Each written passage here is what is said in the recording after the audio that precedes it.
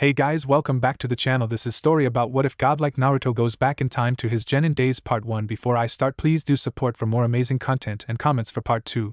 Do consider to subscribe my channel and share my video to your friends and check out the description as well. Let's start the video. Naruto was walking into the archive room and he found a box labeled Namikaze. One of the scrolls piqued his interest. It had space and time on it. Maybe it's another one of Dad's cool jutsus, Naruto thought to himself. Hey Kit. I wouldn't tamper with that if I were you. Kurama. Let me just take a peek, the blonde said giddily. Whatever. If you screw up, don't go blaming me, the fox said as he went into a slumber. The blonde quickly took out his kunai and cut the seal of the scroll open. He couldn't wait to see what was inside the scroll. However, as soon as he opened the scroll, a whirlpool sucked him in and the scroll closed itself. The blonde, falling quickly through space and time, blacked out. When he awoke, he was in his old bedroom. Arg. What hit me? The tired blonde said. You idiot! You opened the scroll without properly removing the seal. That was one of your father's scrolls. Who knows what could have been in it? You worry too much, Kurama, Naruto said. Naruto then proceeded to get out of bed, but as the blonde got up, he realized that everything seemed different. Everything was bigger than it normally was. He went into the mirror and gasped. He looked exactly the way he did before he graduated from the academy. What the hell happened? It seems like your father's scrolls sent you back in time. Considering how he used those teleportations through space, you must have opened a scroll that took us back in time. Way to go, idiot. Oh no! I have to grow up again? I have to redo all these things. I even have to graduate again, the blonde yelled in his head. Hey Kit. It ain't all that bad. I think you're still as strong as when you left. You got your connection with me still and you got your boundless chakra. Kurama was right. Naruto could still do everything he was able to do before. He quickly sat down on the floor and tested if he could go into sage mode. In a matter of moments, Naruto's eyes became that of a frog's. Whoa! You're right. This could be interesting, the blonde said with an evil smile. Naruto quickly went to the calendar to check the date. It was the day of graduation. He had a killer idea. I'm not gonna be dead last, the blonde screamed aloud. I would hope not. If you still were with the strength you've got now, then I'd be pretty disappointed in who I'm giving my chakra to. Then again, you have surpassed all the Hokage in stupidity, the fox said as he yawned. Naruto was getting angry at Kurama, but then he realized something. But wait a second. If Dad had something like this at his disposal, couldn't he have fixed a lot of things that went wrong before? Like Obito getting crushed or Mom dying? Naruto yelled aloud. I don't think your father had the power of the Sage of Six Paths, Kit. Ah crap. Oh well. Nothing we can do about it now, Naruto said nonchalantly. The blonde got up and quickly took a look around his room. It looked like a mess. Was he really this messy when he was 12 years old? He went into his closet and pulled out the cleaning supplies that Irika had gotten for him. He then summoned some shadow clones and got his room clean in a half hour. He then looked at his wallet and decided to go food and clothes shopping. He was pretty tired of his old attire. He first pulled off a transformation technique so that he wouldn't be overcharged, like most shop owners did, knowing that he had the QB inside him, and went shopping at the local market.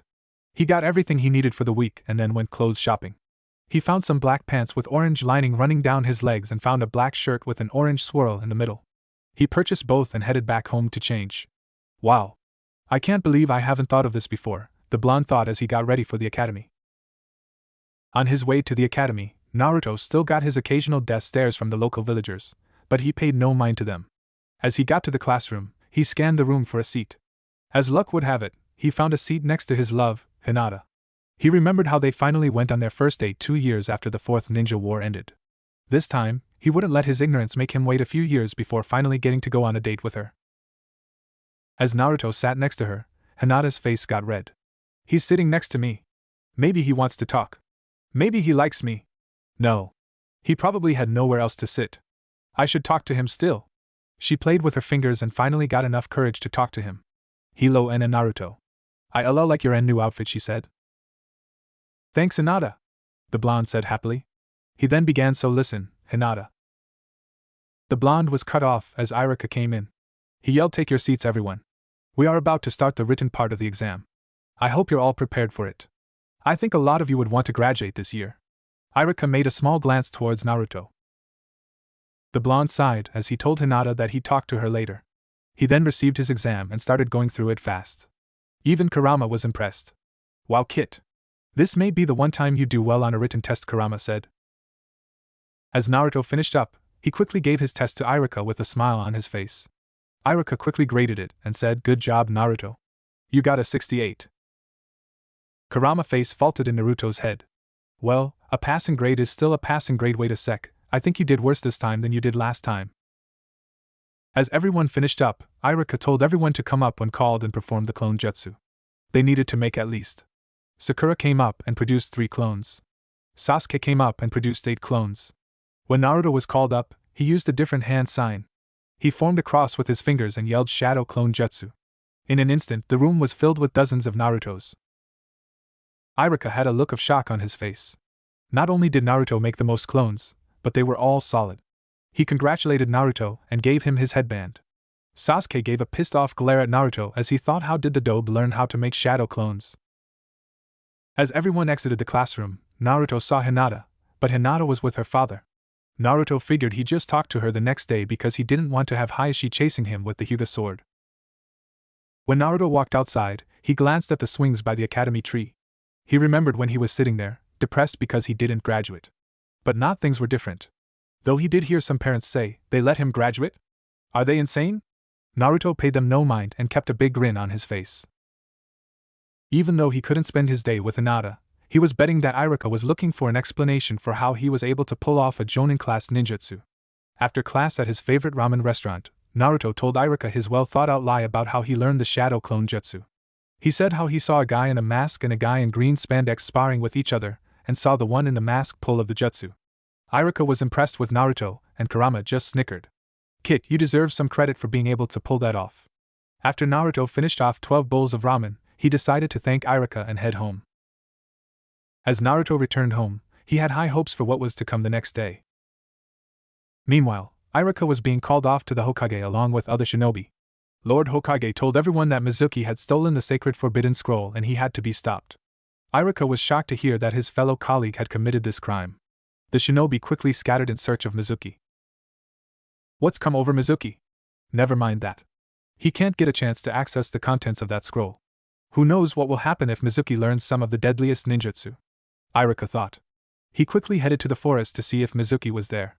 Iruka quickly encountered Mizuki and asked him, "Why, Mizuki? Why steal the scroll when we trusted you?" "You're a fool, Iruka. Only a simpleton like you wouldn't understand the power this scroll has." Mizuki then got a killer idea. "Why don't you let me go, Iruka? I'll do you a personal favor," Mizuki said with an evil smirk. "What could I possibly want from you?" Iruka asked. "Don't you want the Kyuubi dead? You know, the demon that hurt the village and took away your parents from you? You think a demon like that should be allowed to be a ninja? I don't know about you, but I bet a lot of villagers would see me as a hero if I just ended that pathetic brat," Mizuki said while laughing evilly. Iruka smiled. "You're right. The Kyuubi shouldn't be a shinobi. I would do a lot to have the demon fox dead." Mizuki smiled and then turned his head to run. But all of a sudden, a huge shuriken was implanted in his back. A shocked Mizuki fell over and saw Iruka's smiling face change to a serious one. But Iruka continued, "Naruto isn't the demon fox. He's one of my best students who I have the utmost respect for. He's Naruto Uzumaki, the future Hokage," Iruka yelled while knocking Mizuki out. Iruka handed the giant scroll back to Lord Hokage and had the other ninja drag Mizuki to face his punishment. Mizuki was to go to a high-facility prison for life. Meanwhile, a certain blonde was in his home sleeping like a fox. The next day, Naruto woke up early to see that it was only 6 o'clock. He decided he'd make himself a decent breakfast and get ready for the day. Today was the day that he'd meet Kakashi-sensei and get assigned to Team 7. Naruto went to the kitchen and fixed himself some eggs and some sausage. He got showered and dressed in his new attire. But before leaving, he wanted to make sure that he could still access Kurama's chakra, so he went into his inner mind and called forth the chakra. He was able to call the chakra, but something was off. "Hey Kurama, why can't I access the power that old man Sage gave me?" "Kid, that's probably a power that couldn't return with us when we went back in time." "Ah man. I could have been a big hot shot if I could fly around the village," Naruto said as he pouted. "The villagers would probably be more afraid of you if they saw you flying around, you idiot." "I guess you're right. Naruto sighed at how he thought about having to make the villagers accept him for who he was again. At least I still got your cool chakra cloak, Naruto said with a grin. Naruto decided to get to the academy by roof. As he flew from roof to roof, he kept thinking about his old life. He went into thought and wondered if anyone was missing him right now. What will happen to the village now that I'm gone? Who'll protect Hinata and Konoha? The fox decided to help Naruto's thought process. You should probably know this before you keep on worrying about your prior life, but they probably won't notice that you were gone. And why is that? The blonde said aloud defensively. You idiot. If we were to go back in time, then that means that we are changing the future. The only reason why the future is changing is because we weren't supposed to be here at this point in time. But there's nothing we can do about it. Now that we are here, the future has to change, and because the future has changed, the future that we knew of can no longer exist. Oh, you didn't have to call me an idiot, Naruto said. I'm not calling the idiot an idiot. You made yourself that way. The fox snickered. Hey! Naruto yelled in public before noticing that the villagers were yelling at him from down below to be quiet. Great, now they hate me even more. Sigh. As Naruto got to the academy, he quickly approached Hinata with a big grin on his face. Hinata blushed and said, "And in Naruto? I'm GG glad that we both passed." He replied, "Me too, Hinata. Now we're genin." He took a seat next to her and then asked, "So Hinata, I was wondering if you'd like to go out on a date tonight?" You bring a whole new meaning to the word subtle, Kurama said. Hinata's face went bright red. Oh my god, oh my god, oh my god. He actually asked me out. Okay. Be calm. Be calm. Just answer him, and then you can faint. Hinata shut her eyes and gave a quick nod. Naruto said, "Great. I'll pick you up at your place at 7? Hinata gave one last nod and then proceeded to faint. Luckily, Naruto caught her before she fell over and laid her on the desk. He didn't realize that everyone was watching him, including Sasuke. So the dope finally realized she liked him, Sasuke thought to himself. Sakura approached Naruto and asked, "Did you just ask Hinata out?" Naruto replied with a nod. Inner Sakura was so happy. Yes. Now that blonde won't keep trying to ask me out. Kiba and the other guys gave Naruto the thumbs up as Iruka opened the door. Naruto noticed how Mizuki wasn't with Iruka. Hey Kurama, what do you think happened to that bastard? Naruto thought in his head. He probably got in trouble. As memory serves, he tried to get us to give him the sacred scroll, right? Kurama asked. Well, by us you mean me. So yeah, he must have tried to steal that scroll on his own then. Naruto snickered. Kiba was giving Naruto a weird look, wondering why Naruto was talking to himself. Iruka was explaining that now that they were genin, they'd be assigned to squads. He went on about the roles of the genin and what they entailed. All of the students were falling asleep. He finally announced the squads that they were assigned to. Sakura was upset that she was with Naruto but happy that she was with her Sasuke-kun. Iruka then called for a lunch break. Everyone decided to leave for lunch. Well, everyone except Naruto, who decided to carry the collapsed Hinata to the Hokage monument for lunch. He set her down under a tree and took out what he brought with him. He had 2 sandwiches that he made. One for lunch and one for in case he was still hungry. His quick thinking helped him in the end. Hinata began to stir. She was thinking that she dreamt of Naruto asking her out on a date. As she stirred, though, she realized that she wasn't by her desk at the academy. She was with her beloved Naruto. She then quickly apologized for fainting in front of him. Hey. You don't need to apologize. I completely understand. Naruto said with a big grin and then handed her a sandwich. Hinata's face got bright red and decided to share her rice balls with Naruto. All that came out of her mouth was HH here. Naruto looked at her and asked, "For me?" Hinata vigorously nodded and Naruto replied with a "Thank you Hinata" and a kiss on her cheek. Hinata's face turned tomato red, but she wouldn't dare faint twice in front of him. She just silently ate her sandwich and rice balls. After they were done, they headed back to the academy to meet up with their squads. Naruto told her what squad she was in since she was out cold when Iruka was announcing them. She thanked him for lunch and went over to her teammates, Kiba and Shino. Naruto decided to wait with Sakura and Sasuke. As they waited, Naruto realized that Kakashi-sensei was going to be a few hours late. He was gonna have a little fun with this since he had a few hours. He decided to get Sakura and Sasuke in on it too. Sakura was on lookout while Sasuke was using his fire style to heat up the bucket of water. Naruto was getting ready for Sakura to give the okay to him to put it up. As soon as Sakura said that he was coming, Naruto put the bucket of boiling hot water above the door. Kakashi was walking down the hall thinking about his new team. Sensei-san and the Uchiha survivor are my next group, huh? Maybe they'll be the first team that will pass my test. Their academy records seem a lot like ours, Obito. When Kakashi entered the door, he saw the bucket coming down, and quickly thought if this was an act of teamwork. When it landed, all three genin were satisfied, which made Kakashi feel a little glad that they used teamwork. However, he was extremely upset that he was hit with boiling hot water. He said, let's see my first impression of all three of you. I despise you all. Sakura and Sasuke's grins turned into frowns while Naruto still was happy as can be. Secretly, Kakashi thought, even though it was a prank, they did it together. Maybe there is hope for them after all. Kakashi took all three of them up to the rooftop and said, let's give out introductions to get to know each other. Talk about your likes, dislikes, dreams for the future, hobbies, stuff like that. I'll start. I'm Kakashi Hatake. I have no desire to tell you guys of my likes and dislikes. Dreams for the future? Well, I have lots of hobbies. Everyone thought that the only thing he told them was his name. Okay, you on the right start. Oh, me? Well, my name is Naruto Uzumaki. I have likes and dislikes. Everyone already knows my dream. And I also have lots of hobbies, Naruto said with a big grin. Then it was Sasuke. He only said humph. Then Sakura said, I'm Sakura Haruno. The thing I like is, well, the person I like is should I say my dream for the future? Oh my. The thing I dislike is Naruto. My hobby is. Kakashi sighed. I guess they need some work on those introductions. He then said, that's enough with introductions. We will start our duties tomorrow. Sasuke and Sakura looked up when he mentioned duties. Sakura asked, Sensei, what kinds of duties are you talking about? Well, tomorrow, all of us are going to partake in survival training, Kakashi said. Sakura looked up, survival training? Yes, and I'll be your opponent, but this isn't going to be normal training, Kakashi said, but then he started laughing a lot. What's funny, Sensei? Sakura asked. Kakashi managed to stop laughing to answer her. No, it's just that when you guys hear this, you all are going to flip out. Of the 27 graduates, only 9 will be chosen as genin, and the rest will return to the academy. This training is basically a super difficult test with a failure rate of 66%.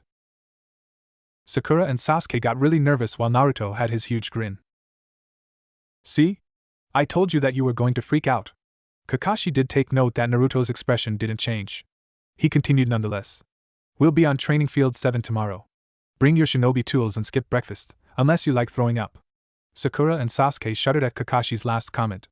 Kakashi then handed each of them a sheet of information on tomorrow, and then left in a puff of smoke.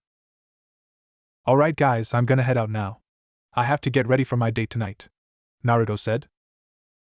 Aren't you worried at all? Kakashi-sensei just told us that we might have to get sent back to the academy. Shouldn't you be focusing more on your ninjutsu than your date with Hinata? Sakura was just really worried that Naruto was going to make her lose her dream of being on Sasuke's team. Nah, there's nothing that I can do now that will prepare me more for tomorrow. He didn't give us any other information, so I can't really prepare for anything in particular. Now, if you'll excuse me, I need to get ready for my night, Naruto said as he also disappeared in a puff of smoke. Sasuke and Sakura both looked dumbfounded when they saw him disappear. Could Naruto always do that? Sakura asked. Sasuke just shook his head. Naruto decided to grab some stuff for his date. He had all the food he needed for it, but he thought that he should make it a bit more romantic. This was going to be his first date with Hinata. He decided to head over to the Yamanaka flower shop to pick up Hinata's favorite flower. He entered to see Ino standing at the cash register. Hey Ino, Naruto said as he walked in the shop. Hello Naruto, Ino replied. Are you here to pick up flowers for your date with Hinata? Yeah, but how did you know? Naruto asked. Everyone knows. We've all waited for you to get a clue, Ino said. Ah, I see. Naruto thought back to when everyone mocked him for taking so long to notice Hinata. Well, anyways, I wanted to make my date a bit more romantic, he said while browsing the flowers. Why not buy a bouquet of roses? Ino suggested. Nah, I was wondering if you had any lilacs. They're her favorite, Naruto said. Ino was surprised by who she was talking to. This wasn't the brainless deadlass that she's been at the academy with for the past few years. He'd really matured. Aw, you know her favorite flower. That's sweet. How many lilacs would you want? 10 would be enough, Naruto replied. Ino decided to give them to Naruto for no charge. Seeing young love made her all mushy inside. She wished him luck on his date, and Naruto left. Naruto made a clone and sent it to where his date was going to be. He decided to have his date in the lake. Only problem was that he didn't have a boat. So he sent the clone to find a big tree and make a nice boat. With Naruto's present skills, it was easy to pull out a kunai and apply some wind element to the blade to cut a boat out of the tree. Naruto then performed a transformation technique and went into the local store to purchase some candles. He then ran home, prepared dinner, and made another clone to set up the date. After, he took a shower and put on his usual outfit. He still had a few minutes before he had to meet Hinata, so he took the liberty of putting his trash in the dumpster before he locked up his place. Naruto approached Hinata and she was outside waiting in a white blouse and black skirt. She looked extra nervous when she saw him arriving. Naruto said, "Hi Hinata. I hope I didn't make you wait long." "Oh, no, Naruto. IW was only out H here for a minute," she replied. "Oh really? Thank goodness. You look really beautiful tonight, Hinata," Naruto said with a big grin. Hinata's face got a little red as she heard his words. "Anyways, let's head over to the lake. I think you'll like what I set up," he said. Hinata gave a little confused look. "I wonder what is at the lake," she thought to herself and followed him. On their way to the lake, they talked about their senseis to each other. Well, Naruto talked about Kakashi-sensei while Hinata just listened patiently and smiled. She was a bit scared when she heard that 66% of the genin were going to be sent back to the academy. But Naruto assured her that they'd do well, so she felt better. When they finally reached the lake, Hinata's eyes flew open with astonishment. There was a boat that had food and a bouquet of flowers in them. Plus there were lighted candles floating on small pieces of wood in the lake. Naruto decided to make the candles float with the extra pieces of wood from the boat. Hinata was at a loss for words when Naruto guided her to the boat. Maybe he really does like me, she thought. She did notice that something was off. The boat had no paddles. As she entered the boat and Naruto pushed the boat into the lake, she was amazed when she saw that Naruto was pushing the boat while standing on the water. "And then Naruto? How are you doing that?" Hinata asked. "Oh, this? I just picked it up after seeing some other ninja walking on water. Pretty cool, huh?"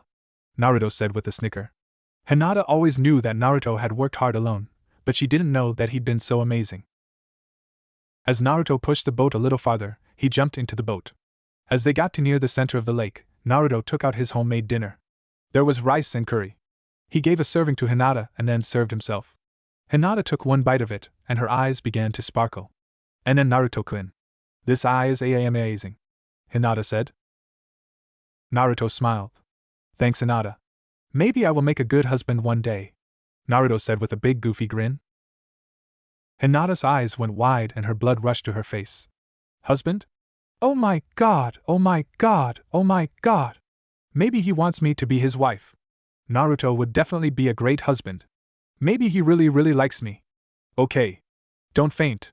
Whatever you do, don't faint," Hinata thought while different scenarios ran through her head.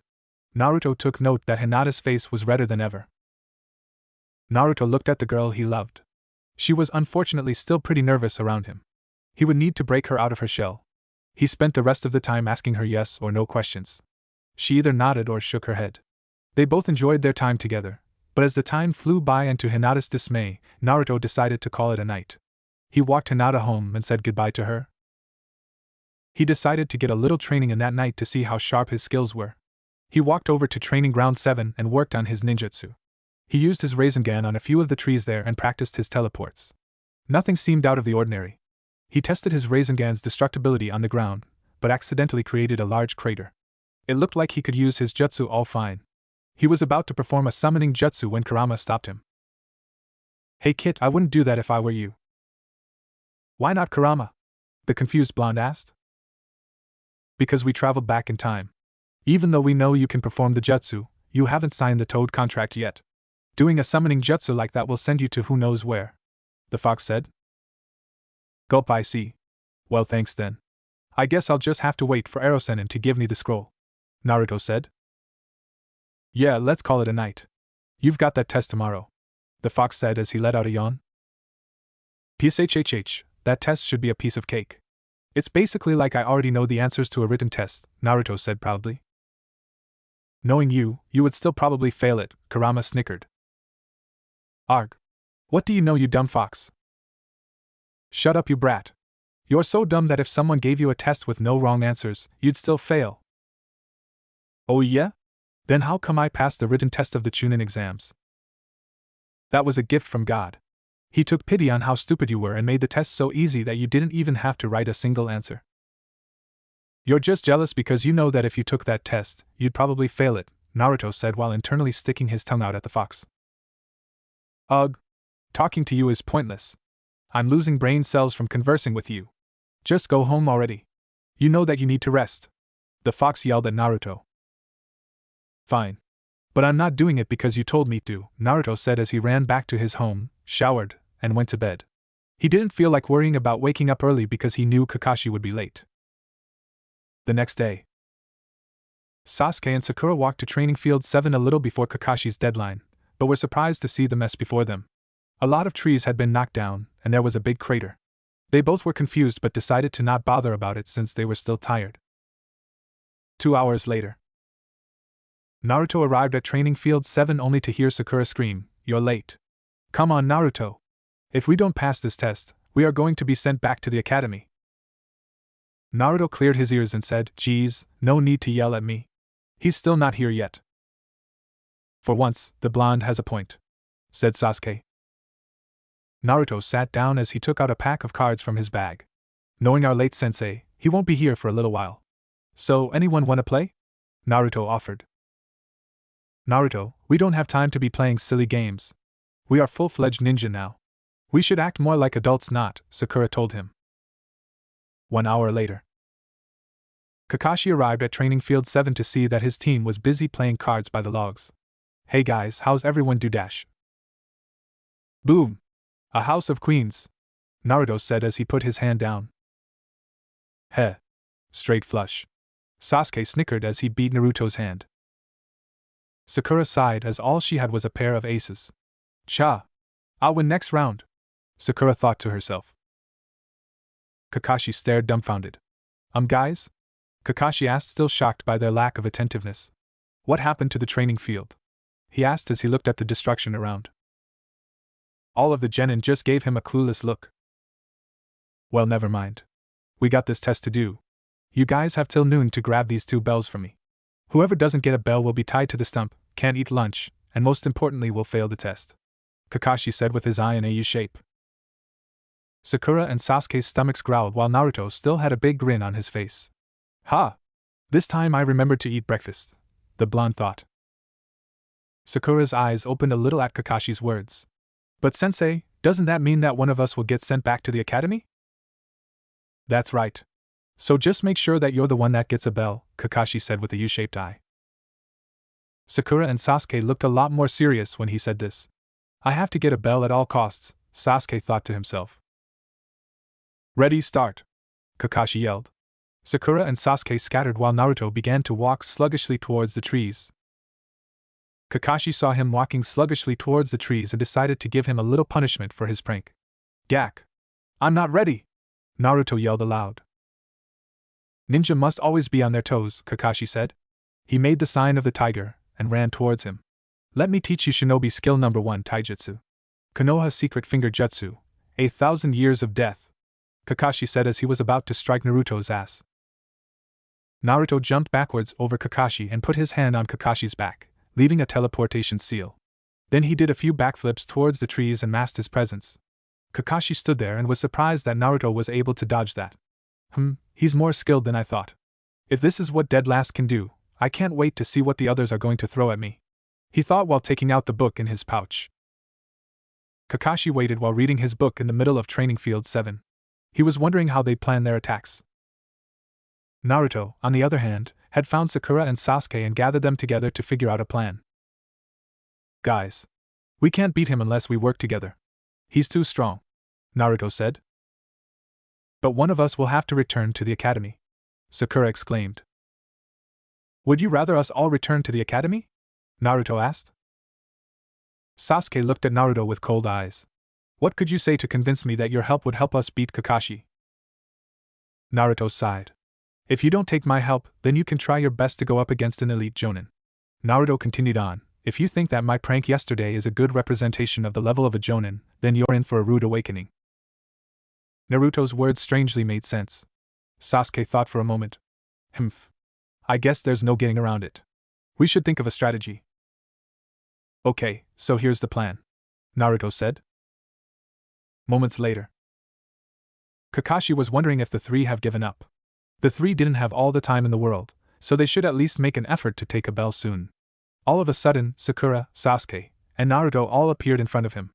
So, you guys finally came out of hiding, huh? I was beginning to wonder if you all fell asleep on me, Kakashi said while still reading his book. Ha! Like we'd let you send us back to the academy, Naruto exclaimed. Naruto and Sasuke began striking Kakashi, and Kakashi was easily dodging their attacks. No matter how hard they tried, they couldn't land any hits on him. Kakashi then said, Shinobi skill number 2, Genjutsu. He then formed some hand signs and leaves flew into the air. Sasuke and Naruto saw Sakura with wounds all over herself. She was missing an arm and bleeding everywhere. But they both knew that Sakura was behind them, so they dispelled the Genjutsu. Worthless Genjutsu isn't going to stop us from taking those bells, Sasuke said. Well, maybe not Genjutsu, but what about Shinobi skill number 3, Ninjutsu? Kakashi said as he flashed through some hand signs. Sasuke quickly recognized them and flew through the exact same hand signs. They both yelled, Fire style, Fireball Jutsu. Immediately, 2 fireballs clashed. As Kakashi and Sasuke were spitting out fire, Sakura flew some shuriken at Kakashi. Kakashi quickly dispelled his jutsu and got out of the way. Naruto made a special hand sign and created multiple clones of him. The clones charged towards Kakashi as fast as they could. Shadow clones? Heh, so I guess he has more skill than I give him credit, Kakashi thought. Kakashi fought them with ease and blocked all of their attacks. He was shocked when all of the clones disappeared at once, creating a giant smokescreen in his vicinity. He quickly got out of it, but saw Sasuke, Sakura, and Naruto were charging at his one location. He quickly readied himself but was grabbed from behind. One of Naruto's clones had teleported to Kakashi's back and grabbed him. This is the 4th jutsu. How did Naruto learn his father's jutsu? Kakashi thought. He was now stuck and about to get struck by the 3 genin when the genin had all struck a wooden log. Aw, Naruto! The plan failed, complained Sakura. Yeah, dope.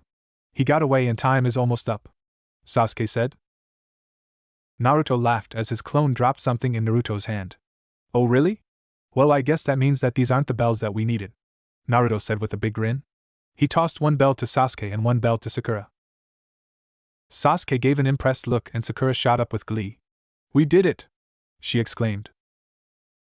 Good job, guys, Kakashi said while coming out of the woods. You all did well in retrieving the bells. But Kakashi-sensei, Naruto doesn't have a bell now, Sakura said with a confused look.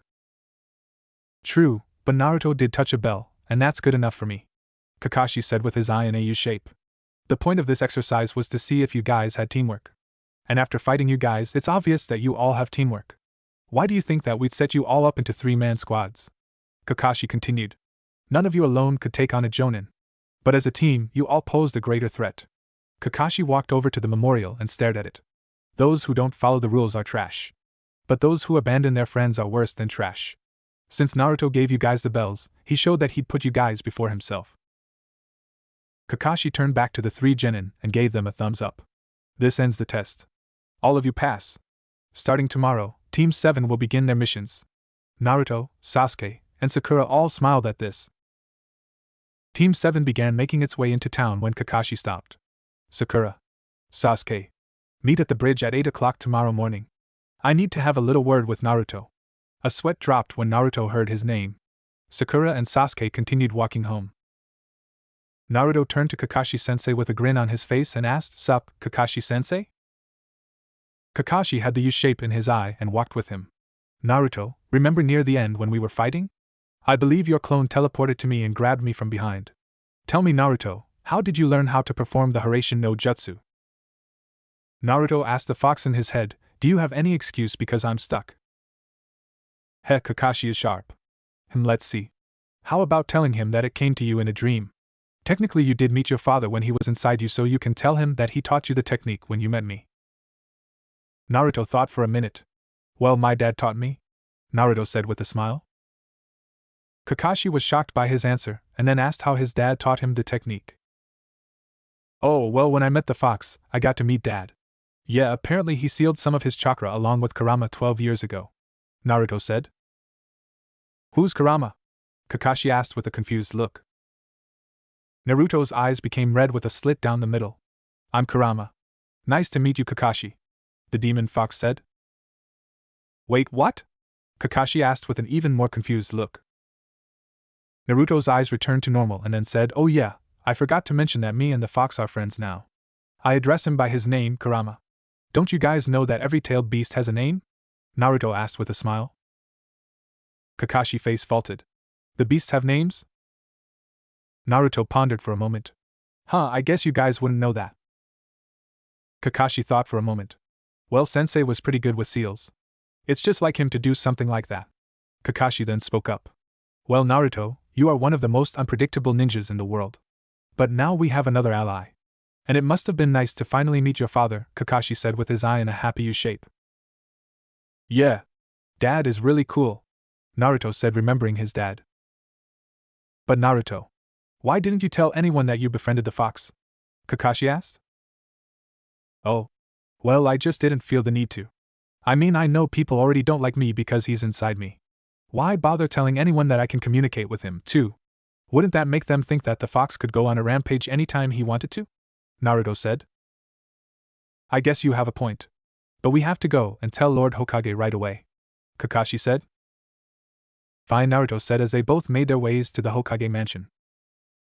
At the Hokage mansion. Well, if it isn't Naruto and Kakashi. Tell me, what Naruto has done this time, Lord Hokage said with a sigh. You kidding me, old man? I didn't do anything wrong this time, Naruto said defensively. Actually, Hokage-sama, I just wanted to tell you something that I think you should know, Kakashi continued. Naruto has told me that he befriended the fox Kurama. The old Hokage's eyes opened wide with shock. Really? Is this true, Naruto? Well, yeah. He isn't that bad when you get to know him.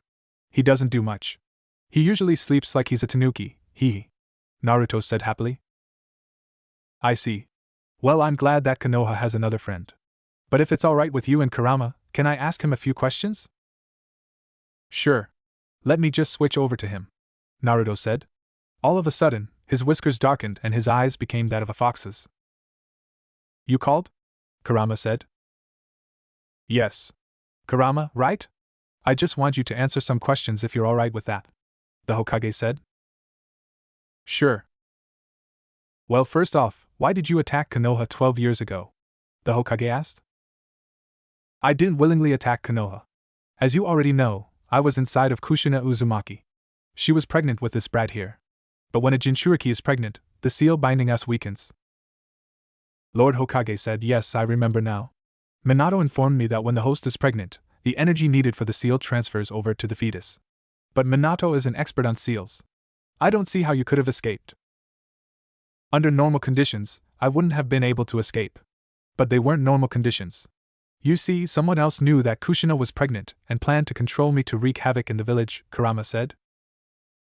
Kakashi and Lord Hokage both listened intently. I don't want either of you to freak out about what I'm going to tell you. I know who caused the attack 12 years ago. The person that did so was Obito Uchiha.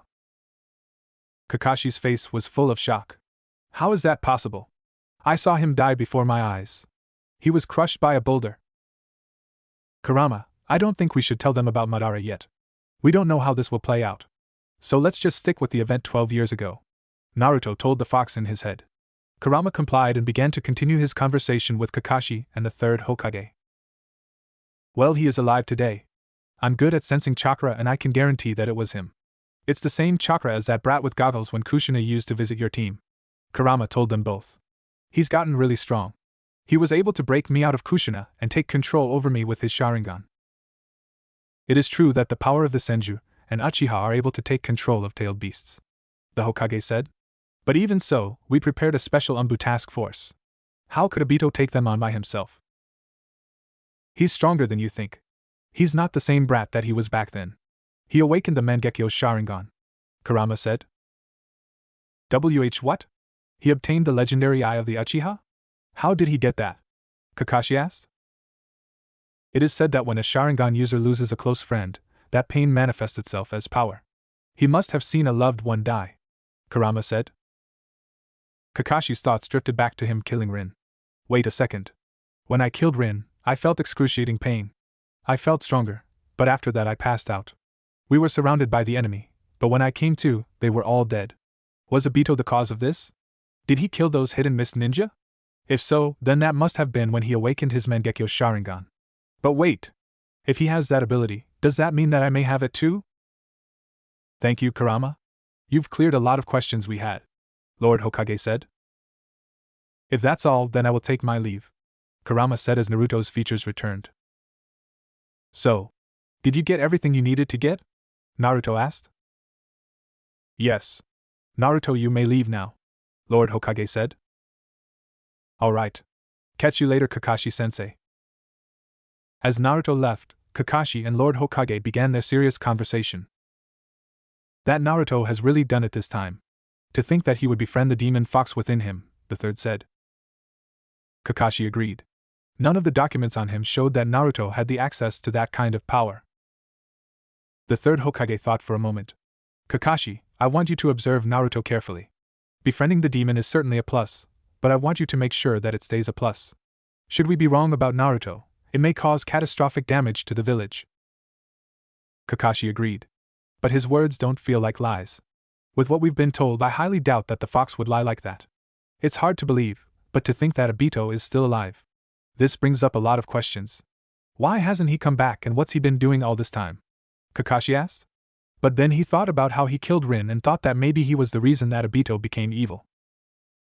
I don't know, but we can't worry about how he became the way he is now. We must assume the worst. He's now an enemy of Konoha. He's a threat that we must deal with, Lord Hokage said. I understand, Kakashi said with a sad look on his face. Okay. Well, thank you, Kakashi, for informing me about this. You may leave now. As Kakashi left, he thought about Obito and the Hokage's words. He is a threat, and it's my duty to deal with him. But those who abandon their friends are worse than trash. Isn't that right, Obito? With Naruto. Naruto was walking back to his place when an idea hit him. Hey Kurama. Is there still a way to talk to my dad since I'm never going to have to accidentally release you again? Naruto thought back to when Kurama was almost released during the battle with Pain. Well, now that you mention it, I can sense your dad's chakra and your mom's chakra inside of me right now. Want to chat with them? The fox asked. That would be great. They can see what I've seen, so they probably know about how I came from the future. Let's get home first, Naruto thought to the fox. Naruto quickly got home and sat on his bed. He then closed his eyes and went into the space with Kurama and him inside of it. Okay, Kurama, can you summon their chakras here? Naruto asked. Hang on. I'm trying to pinpoint them. Ah, there they are. And here they come, the fox said as two large balls of chakra came forward. They soon materialized as Minato Namikaze and Kushina Uzumaki. Naruto got all happy and yelled, Mom! Dad! He quickly jumped up onto both of them, knocking them both back. Arg Naruto, I know that we are inside your mind, but that still hurts, you know, Kushina yelled. Hee, I see that you've been quite busy, Minato said while looking at the fox. He was proud that his son was able to master the fox's power and use it efficiently. Hey Kushina, Minato. I think you know what happened by reading the brat's mind, right? The fox asked. Yeah, Kurama. Naruto, I can't believe you opened up my time-traveling scroll, Minato said with a sigh. It was only supposed to be used in case I forgot something important like a meeting. I would have never guessed that you'd send yourself back 10 years into the past. You must have had an enormous amount of chakra to pull that off. It took nearly all of my chakra to just go back a few minutes. Naruto was about to explain that he had some of the powers of the Sage of Six Paths when he was interrupted by a certain redhead. Kushina had smacked the back of Minato's head. It's your fault that you can't be on time to your own meetings. And then you made a scroll behind my back when I've thought that you were finally becoming punctual, Kushina bellowed.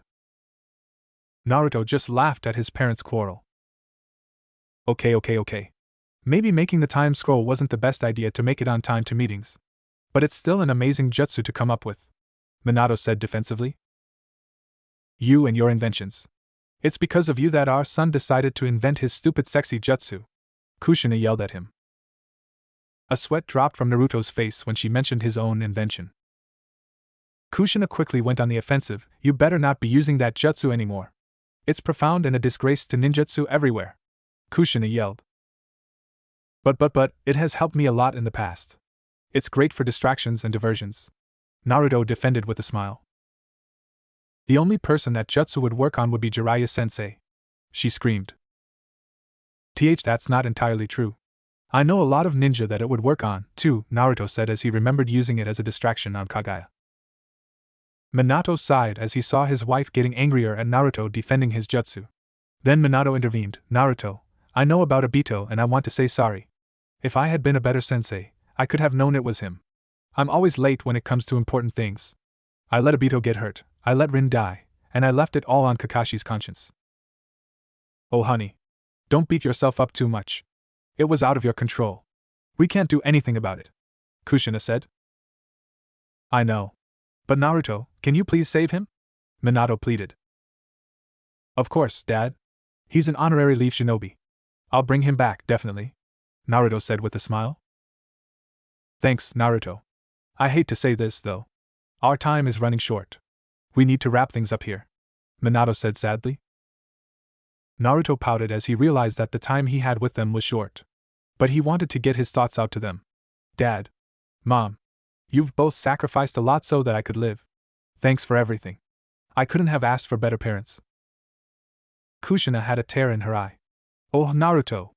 Thank you for being such a forgiving son. Thank you for letting me be your mother and letting Minato be your father. We're so sorry for the trouble we've caused you. Mom. It's no trouble at all. I mean, I can get the villagers to like me and I'll make lots of friends. But you guys gave me a pal that'll stay with me for a lifetime, Naruto said while looking at Kurama. Naruto then looked at both his parents and said, I'll become a cooler ninja than you, Dad, and a stronger ninja than you, Mom. Minato and Kushina both smiled and wished him luck in life before finally disappearing into nothing. Naruto looked back at Kurama with a few tears in his eyes. Thanks, Kurama. That was the best thing anyone has ever done for me, he told the fox. Kurama looked back at the blonde and said, No problem, Kit. Naruto then opened his eyes to see that it was dark outside. He went down and headed over to Ichiraku's to grab some grub. He said hello to Iam and old man Tucci. Hey old man. Can I get one pork ramen today? Naruto asked. Sure, Naruto. One pork ramen coming up, the elderly man said. Iam came up to Naruto and asked, Hey Naruto, who was that girl that you were walking home last night? She was really pretty. Oh, that was Hinata. I was walking her back from our date, Naruto said enthusiastically. Oh, how cute, Iam said as she pictured both of them together. Hey Naruto.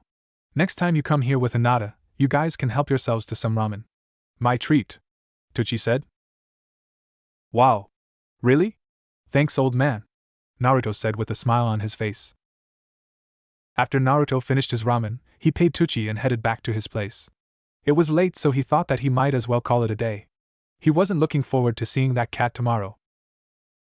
The next day, Naruto woke up fairly early. It was 7 o'clock in the morning. He yawned while stretching. Today was the day that Team 7 would start taking on missions. He wasn't looking forward to the D-rank missions he'd have to complete. He got out of bed and made himself some toast. He then showered, got dressed, and grabbed his breakfast to go. He went over to the bridge that the team was supposed to meet at and made it before his other two teammates. Sakura arrived a few minutes later and Sasuke arrived right at 8. Morning guys, Naruto said with a yawn. Morning, Sakura said while half asleep. Sasuke just pouted. We still got a few hours before Kakashi arrives. What do we do? Naruto asked. A little early for cards, isn't it, Dobe? Sasuke said. 2 hours later. Kakashi had arrived at the meeting spot and was ready to give his excuse. Hey guys. Sorry I'm late. I had to help an old lady. Haha, I beat you, Sasuke. Now you have to treat me to some ramen, Naruto yelled. Humph. Lucky bastard. Double or nothing, Sasuke yelled back at him. Fine by me. The more ramen, the better, Naruto retorted. A sweat drop fell from Kakashi's face. Guys? Don't you want to go get some missions? Kakashi asked. It's your fault for being late, all three genin yelled. Kakashi sighed. Team 7 made it to the Hokage mansion and picked up their first mission. The daimyo's wife's cat had gone missing. Their mission was to retrieve it. Naruto sighed and told them to wait outside the Hokage mansion. He then made 100 shadow clones and placed a teleportation seal in front of the Hokage mansion. 5 minutes later, Team 7 was waiting in front of the Hokage mansion when a Naruto clone had teleported to them with an angry cat in his arms. They headed up to see Lord Hokage and returned the cat to the daimyo's wife. Lord Hokage was shocked at the speed of which the mission was completed. No one had finished that mission that fast. Good work, Team 7, the elderly man said. I have another mission for you all. A shop owner needs his store painted. Are you all up for the job? He asked. Team 7 just sighed at the mission they got. We'll gladly take that mission, Kakashi said with his eye in a U shape. Team 7 quickly made their way to the shop and the shop owner gave them all brushes and paint. Naruto sighed. He didn't want to stay here all day painting. Guys, just let me handle this. It'll be over soon. Naruto made another 100 shadow clones and they painted the shop in a matter of minutes. Done! All of the Naruto clones yelled. The shop owner came out surprised at how fast the team had finished the job. He decided to give everyone some tea. He was hesitant to give Naruto any tea, but when the Jonin leader gave him a glare, he quickly gave Naruto his cup of tea. Team 7 then headed back to the Hokage mansion and claimed their reward. Lord Hokage just gave them another surprised look. They were completing these missions at a very fast rate. He was about to assign them another mission when Naruto spoke up. Lord Hokage, can't you give us a better mission? All we've been doing is simple chores. We should get a real mission, Naruto said. You three are just genin. You're inexperienced and haven't had enough missions to get a higher ranking mission, the Hokage responded. But Lord Hokage, if we keep doing these sort of missions, there won't be any other D-rank missions for the other teams, Naruto said. Everyone just stared at Naruto. He actually made some sense. You bring a good point, Naruto. How about I give you guys a harder mission? This one will be a C-rank mission. You all will be providing protection to a bridge builder from the Wave Country. You are to protect him from any dangers so that he may complete the bridge. Team 7 nodded. So who's our client? Sakura asked. I am, said the old man who entered the room. He dressed in poor clothing and reeked of alcohol. I am Tazuna, the bridge builder. So this is the group of ninja that are supposed to be protecting me? They are just a bunch of brats, especially the shortest one with the stupid-looking face. Are you really a ninja? Tazuna said while taking a swig at his sake. Naruto quickly took out his shuriken and threw them towards the bridge builder. He ended up making an outline of the bridge builder's body. Still wondering if I'm a ninja? Naruto asked with a grin. A sweat dropped from the bridge builder and he said, no. You guys will do. You can't attack your client, Iruka yelled at the top of his lungs. I didn't hit him, though. It worked out in the end, Naruto said with a smile. Iruka just sighed with a face palm. Kakashi and Lord Hokage were impressed, though. It took quite a bit of skill to make an outline of the man out of shuriken on the spot. Have they been underestimating Naruto's abilities? Well, okay guys, Kakashi said. You should be at the gate at 10 tomorrow morning. It's going to be a long trip, so pack wisely. After that, the genin left the room. Sorry about him, Tazuna, Kakashi said with his arm behind his head. Heh, if they can get the job done, then they are fine, he said uneasily. A bunch of genin should be fine against any bandit gang, Lord Hokage said with a smile. Yeah, the bridge builder said. Naruto had decided to prepare for the mission he'd have. He knew that fighting Haku and Zabuza wouldn't be an easy task. Kurama picked up on his worries and said, Don't worry, Kit. Last time we faced them, you didn't have me. But things should go swimmingly with me around. The blonde got a bit annoyed at Kurama's bad pun. I know. But I want to make sure nothing bad happens. I don't want to have to kill them this time, so I'll need to prepare. Well, what are you waiting for then? The fox snickered. The blonde sighed as he performed his transformation jutsu so he could buy supplies. Naruto quickly got his supplies and headed home. When he arrived, there was a bento box in his mailbox with a note on it. The note read, Dear Naruto-kun, thank you for taking me out on that great date. I really had lots of fun. Can you meet me at Ichiraku's Ramen tonight at 7? I'll be waiting there, Hinata. There was even a little chibi version of Hinata and Naruto at the bottom of the page. Naruto smiled at his love's letter. He then went inside and prepared to eat what she made for him. There was a rice ball that looked like him and a cookie that looked like her. There was also some shuriken-shaped vegetables on the side. He ate all of them with glee. After finishing his lunch, he threw the box into the garbage pail. He then proceeded with taking out all of his kunai. He set a teleportation seal on each kunai, just like his dad had. Fortunately, the store had the kunai that his dad had, so he wouldn't confuse his kunai with the regular ones. Naruto checked the time and saw that it was only 3 p.m.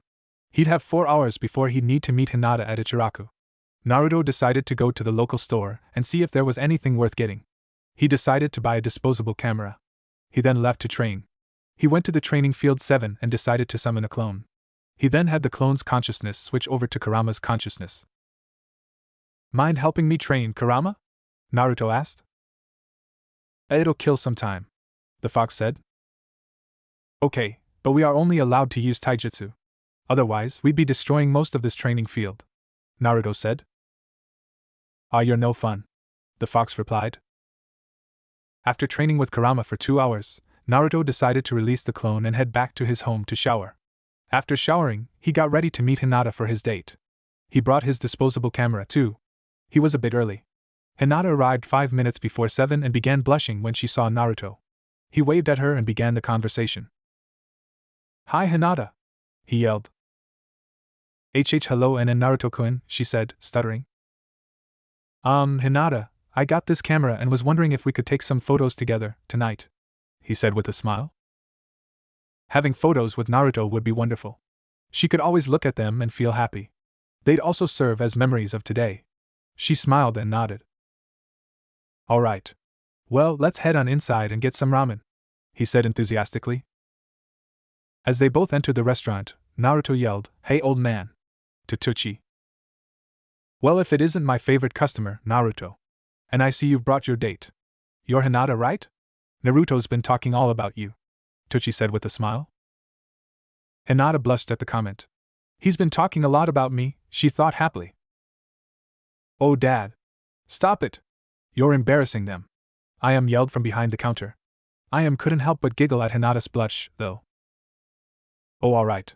So, Naruto. What will you two be having? Tsuchi asked. Chicken or ramen please, Hinata said while stuttering. I'll have a pork ramen, old man, Naruto said happily. Alright. 1 chicken ramen and 1 pork ramen coming up, Tsuchi said as he began preparing the ramen for them. Naruto looked at Hinata's neck to still see that her headband was there. So, Hinata. I'm glad that we both were able to pass the Genin test, Naruto said with enthusiasm. Me too, Hinata replied. Did why you like my food? She asked hopefully. Oh yeah. Your cooking was the best. You know, one day you'll make a great wife, Naruto replied with a big grin. Hinata just blushed a lot at his comment. Oh. You guys look so cute together, said from behind the counter. This only made Hinata blush more, if that was even possible. Hey start cutting the vegetables. I need to add them to the ramen soon, Tsuchi told his daughter. Alright. I'm on it, she replied. So Hinata, what did you guys do today? Naruto asked the shy Hyuga. TT train, she replied. Oh well, my team went on a couple D-rank missions. They were pretty boring, but we got them done in a few minutes, Naruto continued. But guess what? My team gets to go on a C-rank mission tomorrow. We are going to be guarding this bridge builder and escort him to the wave country. Isn't that awesome? Hinata nodded and smiled at the blonde's enthusiasm. But then her smile turned to a frown. If he was going to the land of waves, then he'd be gone for a while. How long will you be gone, and Naruto? Well, it could be a week or 2. I'm not so sure. It depends on what kind of trouble we run into, Naruto said while remembering Haku and Zabuza. But Hinata, maybe when I get back we could hang out? Naruto asked with a grin. Hinata nodded again with a slight blush. Alright guys. Ramen's ready, Tsuchi said while giving the ramen to Naruto and Hinata. Alright, Naruto said while beginning to eat his food. After he finished, he patted his belly with glee.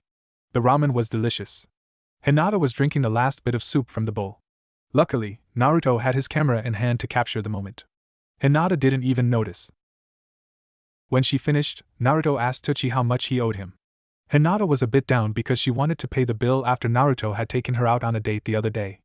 Tsuchi smiled and said, "It's on the house, guys." Naruto and Hinata bowed and said their goodbyes to Tsuchi and and walked merrily on their date. They decided to hang out in the park. Naruto asked Hinata if it were okay if they got some shots together with his camera. She nodded with a smile. Naruto said that after the park, they could head over to the store and get 2 sets of photos for each of them. Naruto asked Hinata to wait outside while he went and got the photos. A confused Hinata reluctantly agreed to his request. Naruto then came out and said that he'd give the photos to her after they reached her household. This only made Hinata curious. Why would he have me wait to get the photos, she thought. When they reached her place, he handed her the photos. Her eyes went wide when she found the photo of her drinking the ramen. And a Naruto. She stammered while turning around. When did you take this? Ah ha ha, I took it when you were just finishing up. He said with a laugh but realized she was very upset.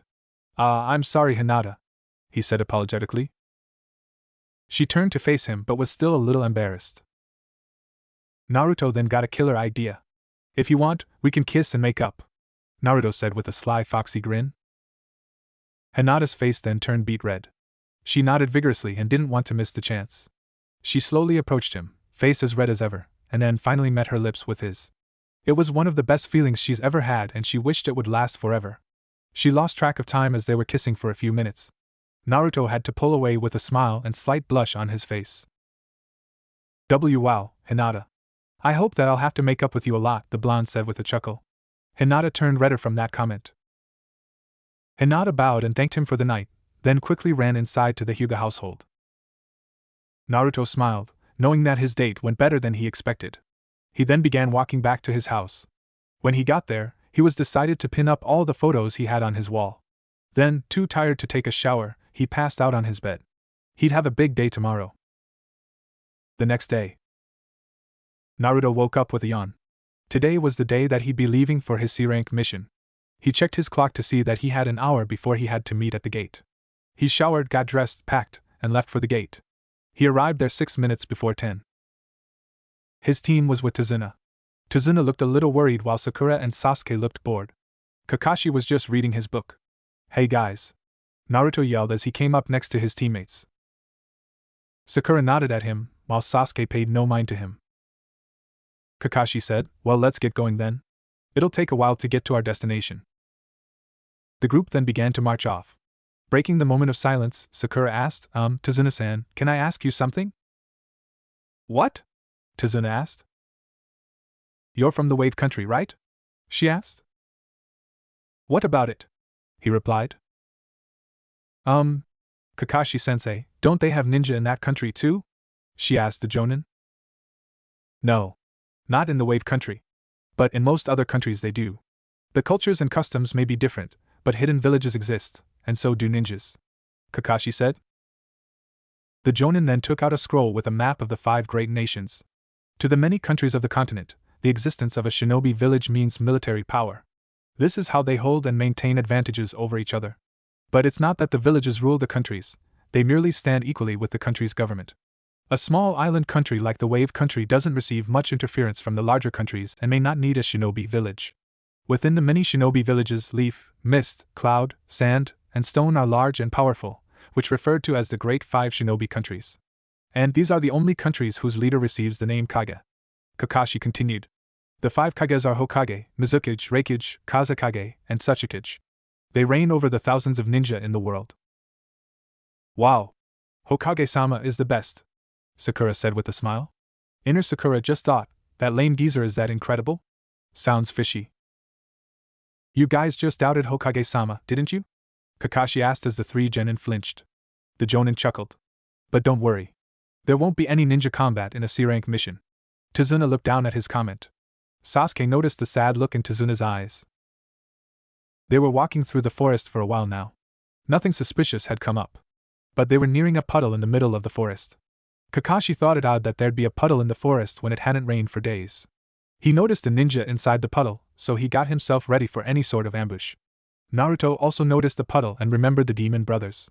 He just got a killer prank that he could pull off. Hey guys. I need to take a leak, Naruto said while jumping up and down. Naruto! Don't say that in front of a lady! Sakura screamed at the top of her lungs. Yeah. I'm sorry, Naruto said as he began to urinate in the puddle. Kakashi sighed. Well, nothing I can do about it now, he thought as Naruto relieved himself. The demon brothers were literally pissed. They were planning on ambushing the Jonin, but now they thought that they'd kill the kid first. They were so angry that they didn't notice that Naruto had put a transportation seal on the tree after he relieved himself. As Naruto began walking towards the group, the demon brothers appeared out of the puddle. One brother threw the other over Naruto, and they threw a chain around him. Naruto looked back and saw the demon brothers. Everyone was surprised that Naruto was on the verge of death. Kakashi quickly threw some kunai at both of the brothers, but they just blocked them with their claws. The brothers began to pull hard on the chains so that Naruto would rip to shreds, but all of a sudden, a yellow flash blinded them. When the flash disappeared, their captive disappeared and one of the brothers got a hard kick from behind them, getting knocked out. "One down," Naruto said after he knocked out one of the demon brothers. Sasuke acted fast. He threw some shuriken at the second shinobi. The demon brother just blocked them again with his claw, but was so preoccupied that he didn't notice Sasuke slamming his fist into his face. "Two down," Sasuke said in a cool tone. "Wow, Sasuke! That was so cool," Sakura said as she watched her crush walk over. "Nice job, guys," Kakashi said in a happy tone. Then he turned his attention towards the bridge builder as he began tying up the assassins. "Tazuna." What is it?" Tazuna asked in a worried tone. "I need to talk to you," Kakashi said in a serious tone. "These guys are Chunin class ninja from the Hidden Mist village. They are ninjas known to keep fighting no matter what." "How did you guys read our movements?" Gozu, the older twin of the demon brothers, asked. "On a sunny day like this when it hasn't rained in days, a puddle shouldn't even exist," Kakashi said in a cool tone. "Why did you let these brats fight when you knew that?" the bridge builder asked. "If I had wanted to, I could have killed these two instantly, but there was something I needed to know. I wasn't sure who these guys were after," Kakashi said. "What do you mean?" Tazuna replied. "I mean, were they after you or one of us? We haven't heard that there were ninjas after you. Our mission was to simply protect you from thieves or gangs. This has now become at least a B-rank mission. This was supposed to be simple protection until you completed the bridge," Kakashi continued. "If it was known that ninjas were after you, this mission would have been an expensive B-rank. Since they went after Naruto, it's hard to tell whether you were their true aim. But I have no reason to believe that some mist ninja would be after a Leaf Genin. I think we both know who they were after. I'm sure you have a reason, but it causes problems when you lie about the mission details. We are now operating outside our duties. We aren't ready for this kind of mission. Let's quit. We can't take on other ninjas if we are only Genin," Sakura exclaimed. "Maybe we should return to the village," Kakashi said with a sigh. "No way. We finally got a real mission. So what if our enemies are ninja? We can take them on no problem," Naruto said enthusiastically. Sasuke nodded in agreement with Naruto. "Jonin, I want to talk to you," Tazuna said to Kakashi. "You're right. This job is most likely outside of your duties. It turns out that a super dangerous man is after my life." "Super dangerous man?" Kakashi asked. Tazuna just nodded. "Who?" "You've probably at least heard his name before. He's the wealthy shipping magnate. A man named Gato." "Huh? Gato? As in from Gato Transport?" "He's said to be the world's few extremely wealthy people," Kakashi said in astonishment. "Yes," Tazuna said as he continued. "Officially, he runs a large shipping company. But secretly, he sells drugs and other illegal items using ninjas and gang members to take over businesses and countries. He's a very nasty man. It was about a year ago when he set his eyes on the Wave Country. Through money and violence, he quickly took control of the country's shipping industry. Gato now has a monopoly on all business traffic in the country. The only thing he has to fear is the completion of the bridge." Sakura was beginning to piece it all together. "I see. Since you're building the bridge, you're the person that's in his way." "So those ninja were hired by Gato?" Sasuke asked. Tazuna nodded again. "But what I don't understand is if you know ninjas could be after you, why did you hide that fact when you hired us?" Kakashi asked. "Right now, the Wave Country is extremely poor. Even the feudal lord has no money. Of course, we don't have much either. Not enough for the expensive B-rank mission," Tazuna said in a low tone. Tazuna continued. "Well, if you quit the mission now, I will definitely be killed, but don't worry about it. If I die, my cute 10-year-old grandson will just cry for a few days," Tazuna said with a smile. "Oh yeah, and my daughter will live a sad life hating you Leaf Village ninja forever. But it won't be your fault. Not at all." A sweat dropped from Kakashi's face. Well, I guess we have no choice. We will have to protect you at least until you get back to your country. Tazuna hid his face of satisfaction from getting Kakashi to continue the mission. On the boat to Wave Country. We should see the bridge soon. The Wave Country is at the base of the bridge, the oarsman said. We'll be there soon. As they continued on, they longer route. The oarsman said, Tazuna, it looks like we've avoided detection so far, but just in case, we'll take the route that has vegetation. It will make the enemies harder to spot us. Thanks, Tazuna replied. As they approached the shore, the oarsman said farewell. Now Team 7 and Tazuna began their trek to his home. Okay. Get me home safely, Tazuna told them. Yes, Kakashi said with a sigh. If we get attacked again, it will surely not be a Chunin, but a Jonin at least. Good grief. What have I gotten us into? Kakashi thought as the group began to walk through the forest. Hey Kit. I sense something in that bush over there. Naruto responded and threw a kunai into that bush. Kakashi also noticed something in that bush. Naruto! Don't go scaring us like that, Sakura yelled. I'm sure that there was something there, Naruto said as he went to check the bush. He saw that a white bunny was there scared out of its mind. Wow! Deja vu. Kit! Someone used the substitution technique just now, the fox said. Oh. So I did sense something, the blonde thought happily. Just pay attention, Kurama stammered. All of a sudden, Kakashi yelled, Everyone down! As a big sword flew through the air. The sword hit a nearby tree and stuck to it. A tall, bulky man jumped out of nowhere and appeared on top of the sword. He wasn't wearing a shirt and had bandages covering his mouth. He also had a hidden mist headband put on sideways. Kakashi looked up at the ninja. Well, if it isn't the hidden mist rouge ninja Zabuza Momochi. Everyone get back. This one is on a whole other level. It'll be a little tough unless I do this, Kakashi said while getting ready to reveal his covered eye. Well, if it isn't Kakashi of the Sharingan eye. Sorry, but the bridge builder is mine, Zabuza said. Sasuke looked towards Kakashi with astonishment. Sharingan? Everyone. Surround and protect Tazuna. Don't enter this fight. That's the teamwork here, Kakashi said as he revealed his Sharingan. His eye looked like someone cut it down the middle, leaving a scar, but the Sharingan didn't look damaged at all. The Sharingan was blood red with 3 commas encircling the pupil. Now, Zabuza. Let's do this. I already get to see the famous Sharingan.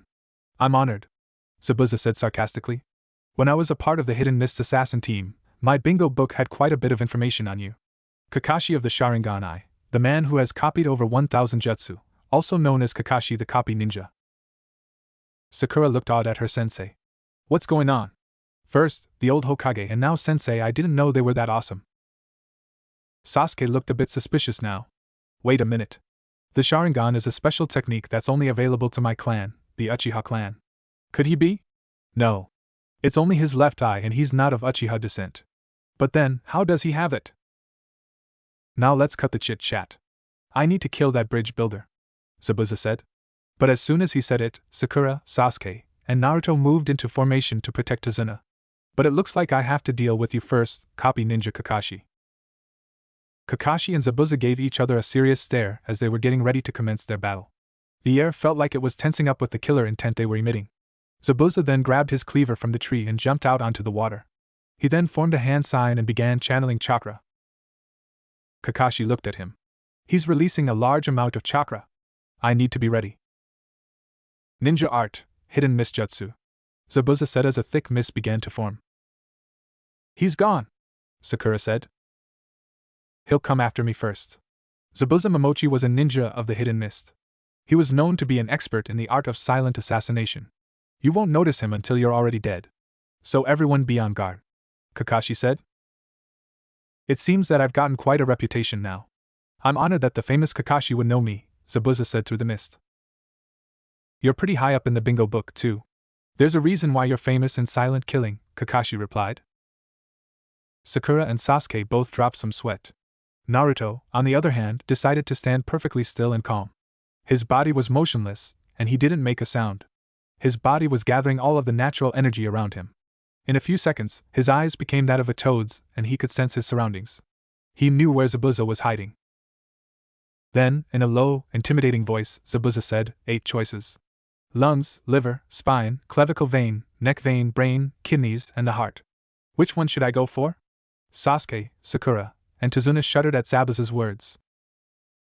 Kakashi scanned his surroundings and couldn't pinpoint Zabuza's location. He then formed a quick hand sign and summoned an immense amount of chakra. Suddenly, a lot of the fog around him receded. Sasuke, though, was getting a chill from the chakra. What an incredible amount of chakra. It feels like I'll be killed if I make a single move. The air feels so heavy. Experiencing this for a while would make any person go mad. This intensity between two jonin, it feels like my very life is being squeezed out of me. I can't take it, it's overwhelming. I'd almost rather die now and get it over with. Sasuke, Kakashi said, noticing the uneasiness of his student. Don't worry. I'll protect you all. I won't let my comrades die, he said with a happy, reassuring face. Sasuke and Sakura both released a lot of tension from Kakashi's words. We'll see about that. Suddenly, Zabuza appeared in between Team 7 and the bridge builder. Zabuza looked ready to strike. Luckily, though, Naruto knew that Zabuza was there, so he quickly jammed his kunai into the jonin. Everyone turned to see Naruto stabbing Zabuza, but something wasn't right. Zabuza was bleeding water. Another Zabuza quickly appeared behind Naruto, but Naruto also felt his presence and jumped backwards, right over Zabuza. He held his kunai at Zabuza's throat. Impressive, brat. You were able to predict that I'd made a water clone. I must congratulate you, Konoha Shinobi. But it takes more than a few nice moves to beat me. As he finished his sentence, that Zabuza turned into water and a Zabuza behind him was ready to strike. Naruto! Look out! Kakashi yelled. Naruto gave a little chuckle as Zabuza slashed his cleaver through Naruto. Sakura gave a little scream as Naruto was cut in half. But as Naruto fell, he disappeared in a puff of smoke. What? Zabuza said, surprised. All of a sudden, Zabuza felt his arms and legs get struck by kunai. Ninja must always be able to see through deception, Naruto said with a big grin on his face. His eyes were no longer that of a toad's. Kakashi quickly rushed over to Zabuza and pulled the kunai out. Zabuza gave a little cry of pain, but Kakashi knocked him out with a blow to the neck. He then tied up Zabuza and laid him next to a tree. He also pulled his headband over his Sharingan. Nice work, Naruto. You really pulled through when you needed to, Kakashi said with a smile. Sasuke just stood there stunned. Huh? Since when was I the scared ninja and Naruto was the star? How did he get so powerful that he could defeat a jonin all by himself? Am I really this weak? All of a sudden, a gust of wind blew. Everyone covered their eyes as a young boy wearing an umbu mask appeared on top of a tree branch. He looked to be about 12 years old. Ah. It's nice to see Haku again, Naruto thought with a smile. Thank you very much, everyone. I have been searching for Zabuza for a long time, Haku said. That mask, you must be a hunter nin, Kakashi said. Impressive. You're correct. I'm a member of the Mist Hunter nin team, Haku said. Your battle is over now. I must dispose of Zabuza, since his body has many secrets, he said as he began to pick up Zabuza's body. Naruto appeared behind Haku with a kunai to his back. Don't move. Naruto! What are you doing? Sakura said with a scream. He's one of us. He's a good guy. You conveniently show up when Zabuza is defeated, huh? If your job really is to dispose of the body, why not do it here instead of take the body away? Naruto asked. Kakashi quickly caught on. Naruto's right. You are supposed to deal with him right there. There'd be no need for you to move his entire body while he's still alive. If you need proof, you can just cut off his head and present it. A sweat dropped from Haku's mask. I'm impressed with Konoha. You really are great ninja, Haku said while immediately moving back. Naruto reacted by throwing his special kunai at him, which Haku deflected with a senbon. Naruto teleported to the kunai and quickly knocked Haku out with a blow to the neck. Great job, Naruto, Kakashi said while tying up Haku. That was impressive that you caught on to his plan so soon.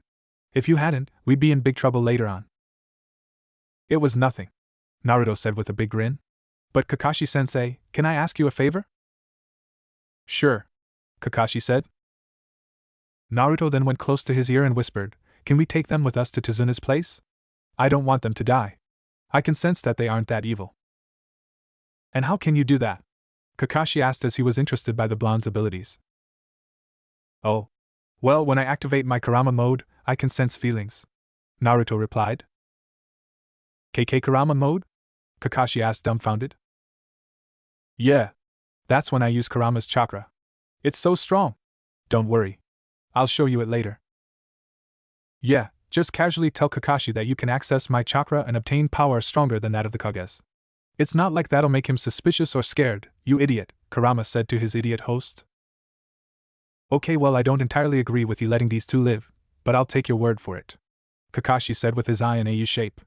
Anyways, let's get back to the others. As they walked back, Sakura, Sasuke and Tazuna were wondering what Naruto and Kakashi talked about. But they figured they knew what it was about since they were bringing Zabuza and Haku with them. So remind me one more time. Why are we bringing the people who tried to kill me with us? Tazuna asked. Well, you're the one that lied about this being a simple C-rank mission. So I don't think it's in your place to be telling us how to run things here, Kakashi said with a smile under his mask. Fair enough, Tazuna replied with a sweat drop. Sasuke and Sakura didn't bother asking because they knew they wouldn't get a straight answer. They finally all reached Tazuna's house. Tazuna went and opened the door for everyone. Tsunami! I'm back! A young woman walked into the room. She looked to be 29 and she wore a pink shirt with a blue skirt. She had a really pretty face and a slender body. Father, you've returned. And is this your protection? The young woman asked. Yeah. Everyone. I'd like to introduce you all to my daughter Tsunami, Tazuna said. Team 7 gave their greetings while putting Haku and Zabuza down on the ground. Father? Why are those two tied up? Tsunami asked. Oh. Well, they are my assassins and I don't know why we still have them. What? Tsunami screamed. No. Not in my house. Take them outside, she ordered. Naruto didn't even respond. He just summoned a few clones and got them outside as fast as he could. I don't know how you Konoha ninja run things around, but we won't be having any guests that are trying to kill my father in this house. Understood? She said. Everyone just nodded. Good, she said happily. Everyone still sweated a little. Tsunami then went into the kitchen to cook up some food. Yes, sorry about Tsunami. She's just been a bit protective since I've been risking my life to complete the bridge. No problem. I'll just go check up with Naruto, Kakashi said. With Naruto. Haku and Zabuza were beginning to wake up. They had been stripped of their weapons and Zabuza's injuries had been treated. What is this? Where am I? Zabuza asked as he awoke. Hi there, Naruto said with a smile. You! Untie me now, you brat. I'll unleash my full fury on you, Zabuza threatened. Bad choice of words considering how you're the one tied up, Naruto replied. What is it that you want with us? Haku asked. I just thought that it'd be nice to talk, Naruto said. Heh. You're an interesting kid. Fine, I'll play your game. Let's chat, Zabuza said. Kakashi then appeared out from behind the trees. I see you boys are having a nice time, Kakashi said with his eye in the U shape. Hey Kakashi-sensei.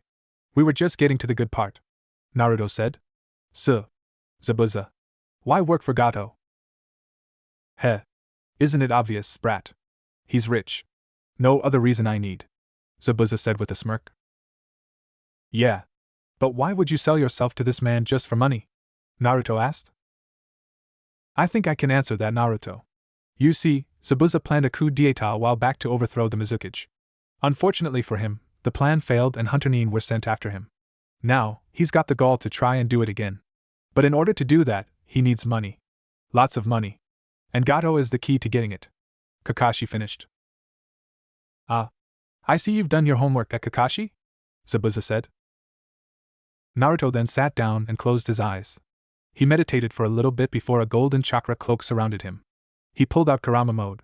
I think it will be better to continue the conversation like this, Naruto said with his red eyes. Kakashi felt overwhelmed. He never knew that Naruto would have this much chakra at his disposal. It feels as though he had become stronger than him. It was a bit to take in. Zabuza and Haku had a different reaction. They couldn't believe that this brat had this much chakra. They both dropped some sweat. Oh, don't worry. I'm not using this to threaten you. I just need to use this to know what you're feeling. Now let's continue this conversation. Zabuza, why do you want to overthrow the Mizukage? Naruto asked. Zabuza calmed down a bit. His situation hadn't changed from a few moments ago, so there was nothing more to be scared of.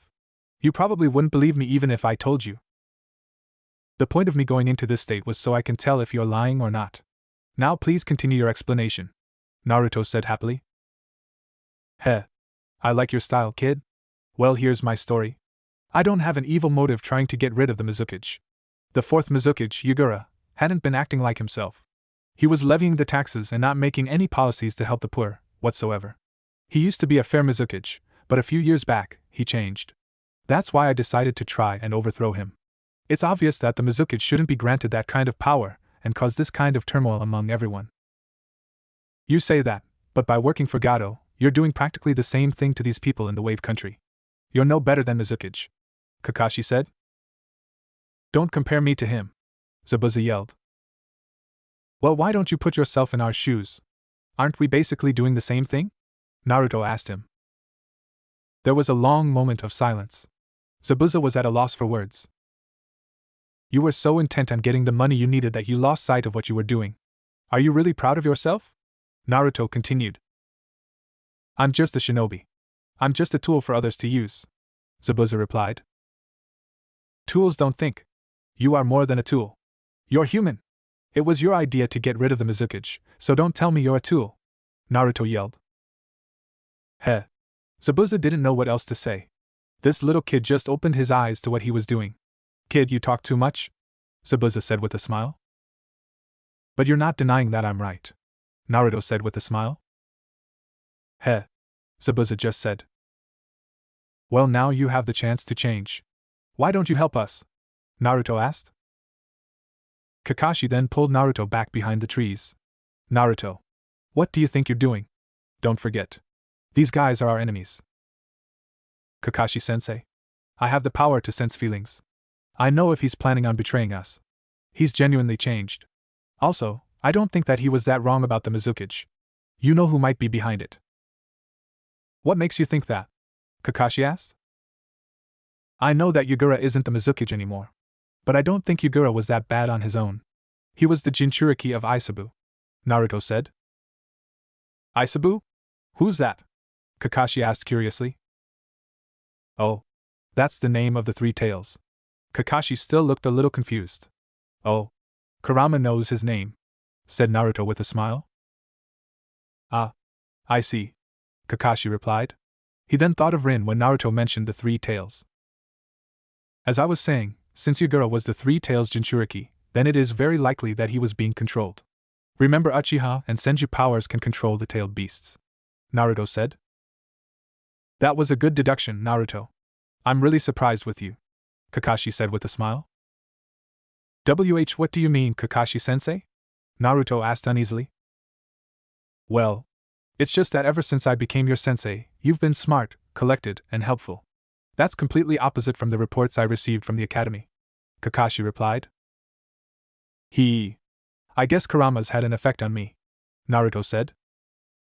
The fox began talking to Naruto in his mind. Hey Naruto, when do you think we should tell someone that you're from the future? I don't think that would be such a good idea. People will think that I'm crazy, the blonde thought. I guess. But it's going to get hard to explain why you're so mature. Imagine what we'll have to say when you use your Rasengan for the first time. I'll worry about that when the time comes. Anyways, I think we've kept Zabuza waiting long enough. Let's head back to them, Kakashi said. Yeah, Naruto replied. Naruto and Kakashi walked back to the tied-up Zabuza and Haku. They were sitting cross-legged and made themselves comfortable, despite being tied up. So what are we going to do with the two of you? Naruto asked. Naruto asked. Calm yourself, kid. We won't try to kill the bridge builder anymore, Zabuza said. Oh good. Guess I don't need to use this anymore, Naruto said while releasing Kurama mode. But since you guys are here, why not help us protect him? I mean, you guys can be pretty helpful. Don't get your hopes up too much. I just said that I wasn't going to kill your precious bridge builder. I didn't say anything about providing free labor for you all. But don't you want to get back at Gato for using you like a tool? Naruto asked. Fine, Zabuza replied.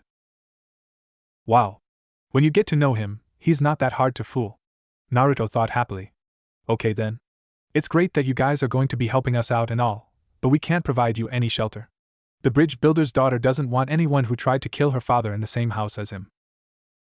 Oh. That should be fine. We are used to living outside, Haku said. But could you do us a favor and untie us? Kakashi walked over with a kunai and cut the ropes off them. I never thought that I'd ever be teaming up with the demon of the mist, Zabuza, Kakashi said. This is still only temporary, Kakashi. Once we're done here, I'm leaving ASAP, Zabuza replied. I figured as much, Kakashi said.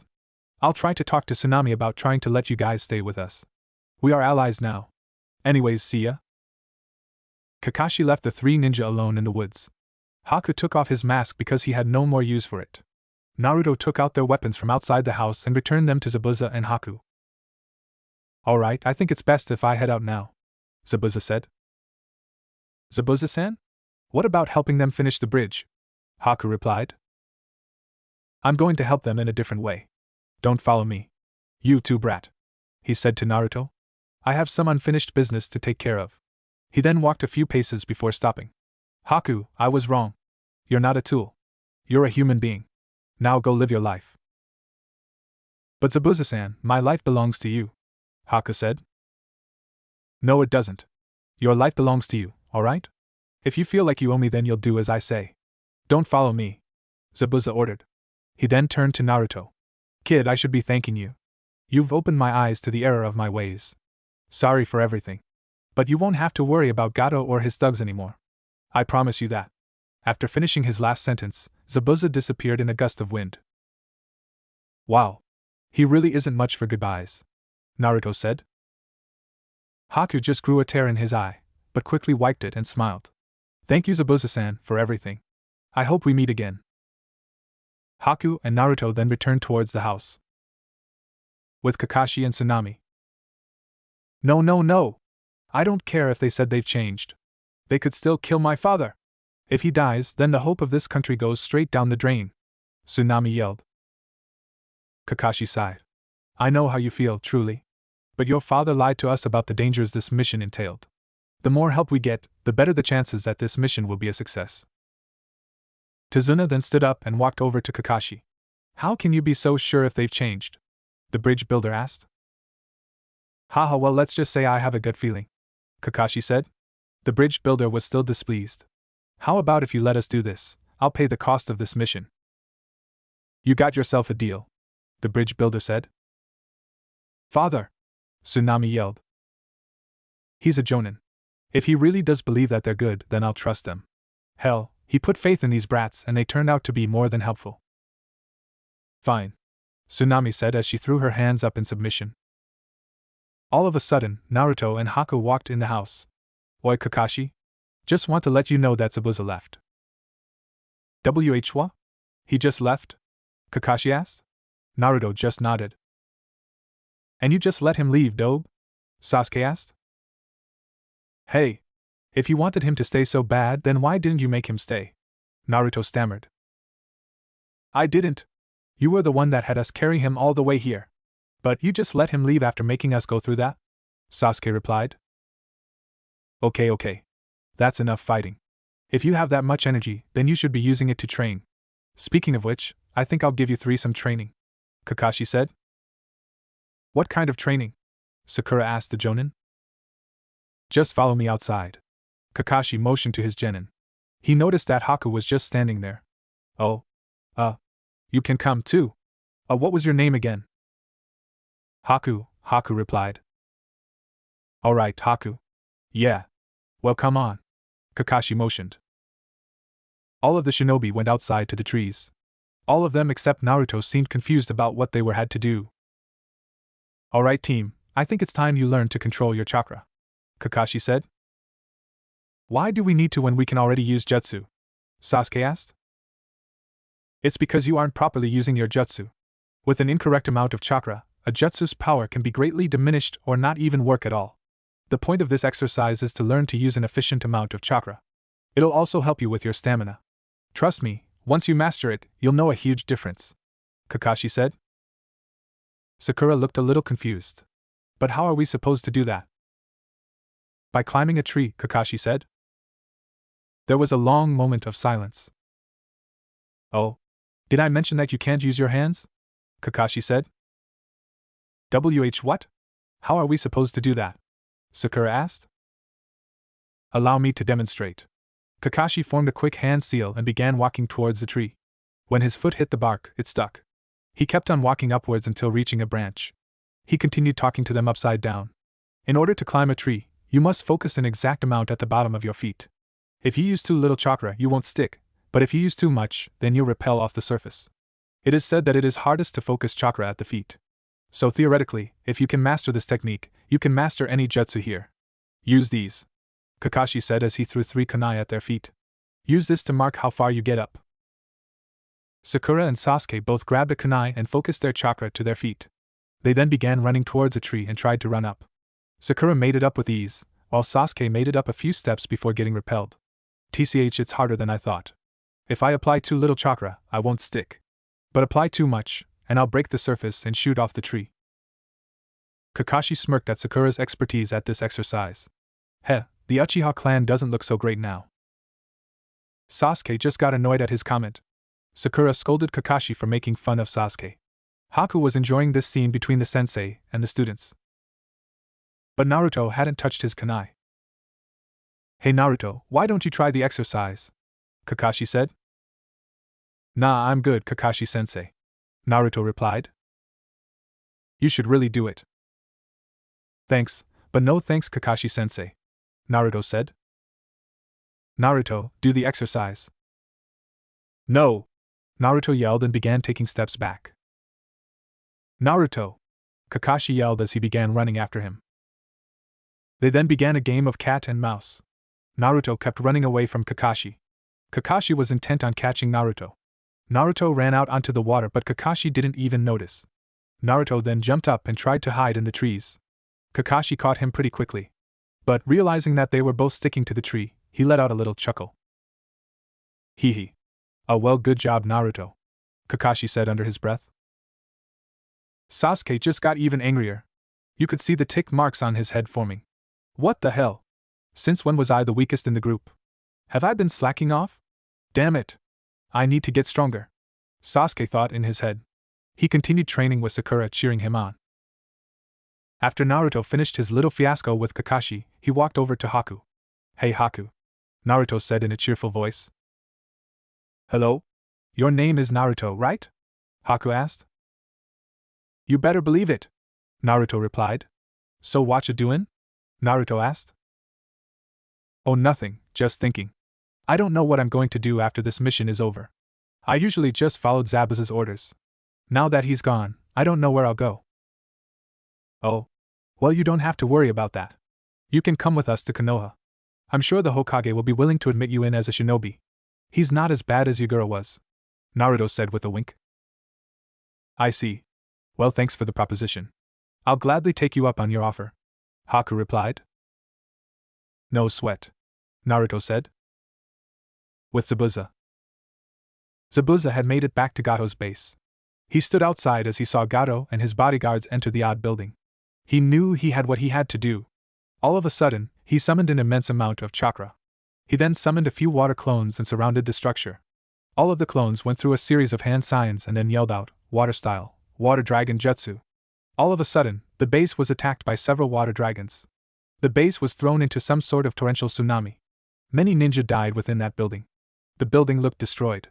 There was debris everywhere. Yet, in that debris, there was a short man clinging onto a wooden board. He wore glasses and an expensive suit. Unfortunately for him, his guards were all dead. Zabuza walked on the water and slowly made his way to Gato. Hey there, boss, Zabuza said with a smirk. What do you think you're doing? You're not supposed to be attacking me. You're supposed to be killing that damn bridge builder, Gato yelled. There's been a slight change in plans, Zabuza said while lifting his sword. And then no. PP please. Don't do it. I can pay you a very handsome price. Why, you'll be a very rich man. Just please don't do it, Gato pleaded with a pale face as he eyed the executioner's blade. Heh. You're a smart man, exchanging money for your life. I'll gladly take your money, Zabuza said. Gee good. It's in the vault under this debris, Gato said with a sigh of relief. Great. But Gato, Zabuza said. Gato tensed at the sound of his name. You made one big mistake. I'm not a man, I'm a demon, Zabuza said as he lifted his huge sword. And then knew. We had a de Gato's last few words were cut off, along with his head. Hey, be grateful that your blood will be a part of my executioner's blade, Zabuza said to the dead Gato. Zabuza then went through the debris to find the vault and take his money. With Team 7. Sasuke had mastered the tree climbing exercise. It had taken him a few hours, since he was driven harder by the fact that he had become dead last. Haku was talking to Sakura about medicinal herbs and which ones worked best. He also cleared up the fact that he was a boy to her. Sakura didn't think boys knew anything about medicine. Naruto got his chance to talk to Inari and tell him that one should only cry when one's happy. And Tazuna was able to complete the bridge without any more problems. He had no idea why Gato hadn't sent anyone to attack him, but he was grateful. The bridge had finished a lot sooner than expected thanks to Naruto's shadow clones. Dozens of clones really make the difference. After Tazuna finished his bridge, Team 7 decided that it was time to head back to Konoha. Everyone was grateful to the shinobi for helping them complete their bridge, and they were giving them farewells. Bye Naruto. Visit soon, Inari said as he waved goodbye. Yeah. Don't worry. I will. And remember what I said about crying, Naruto yelled at him. I won't forget, Inari said as tears began forming in the corner of his eye. Naruto, Sasuke, Sakura, Haku, and Kakashi then continued walking. Hey Tazuna, now that we've finished the bridge, what will we call it? A worker asked. I have an idea, Tazuna thought as he looked at Naruto's back. Why don't we call it the Great Naruto Bridge? Everyone loved the idea. Naruto walked with his team back to the village. During the trip back, it was complete silence. Well, Kakashi was busy chuckling while he read his little book. Sasuke was trying to ignore all of Sakura's annoying questions but answered some. Haku was wondering what Konoha was like. Ironically, Naruto was actually the only silent one. After a few hours, Team 7 and Haku arrived back at Konoha. Kakashi had to explain to the guards that Haku was with them. The guards were pretty skeptical, considering that Haku had a headband of the Hidden Mist Village, but they gave Haku clearance. They all then walked for a bit, until Kakashi told Sakura and Sasuke to head home for the day. They'd receive their pay tomorrow. Kakashi told Haku and Naruto to follow them to the Hokage's mansion. Oh, Naruto thought. Why does he want me to go too? Beats me. It might have to do with the fact that you're stronger than he ever predicted, and you took out a Jonin on your own, Kurama said. But I used the Hiraishin no Jutsu. That should make it easy to take down lots of ninja, Naruto argued. Then maybe it's the fact that you used my chakra. I don't have all the answers, Kurama yelled. Sheesh, I'll find out on my own then, Naruto thought. Haku was busy staring at the big building they were entering. So this is where the Hokage lives. I wonder what kind of person he is. Naruto did say that he was nice. I hope I don't cause any trouble for them, he thought. They finally reached the third Hokage's office. Kakashi knocked on the door and Hokage-sama let them in. Well, hello, Kakashi. How did the mission go? The Hokage asked while wondering why there was a Miss Ninja with them. Kakashi then explained all the details of the mission. He included Zabuza and said how Haku had no place to go. I see. It's disappointing that Tazuna had to lie to us. We could have made a negotiation to help him. But it seems like everything worked out in the end. So, Haku, you are welcome to stay here in Konoha. I'd be willing to help you find a place to stay and pay your first month's rent. You can be an honorary leaf ninja, but you'll have to start off as a genin, the old Hokage said. Thank you, Hokage-sama.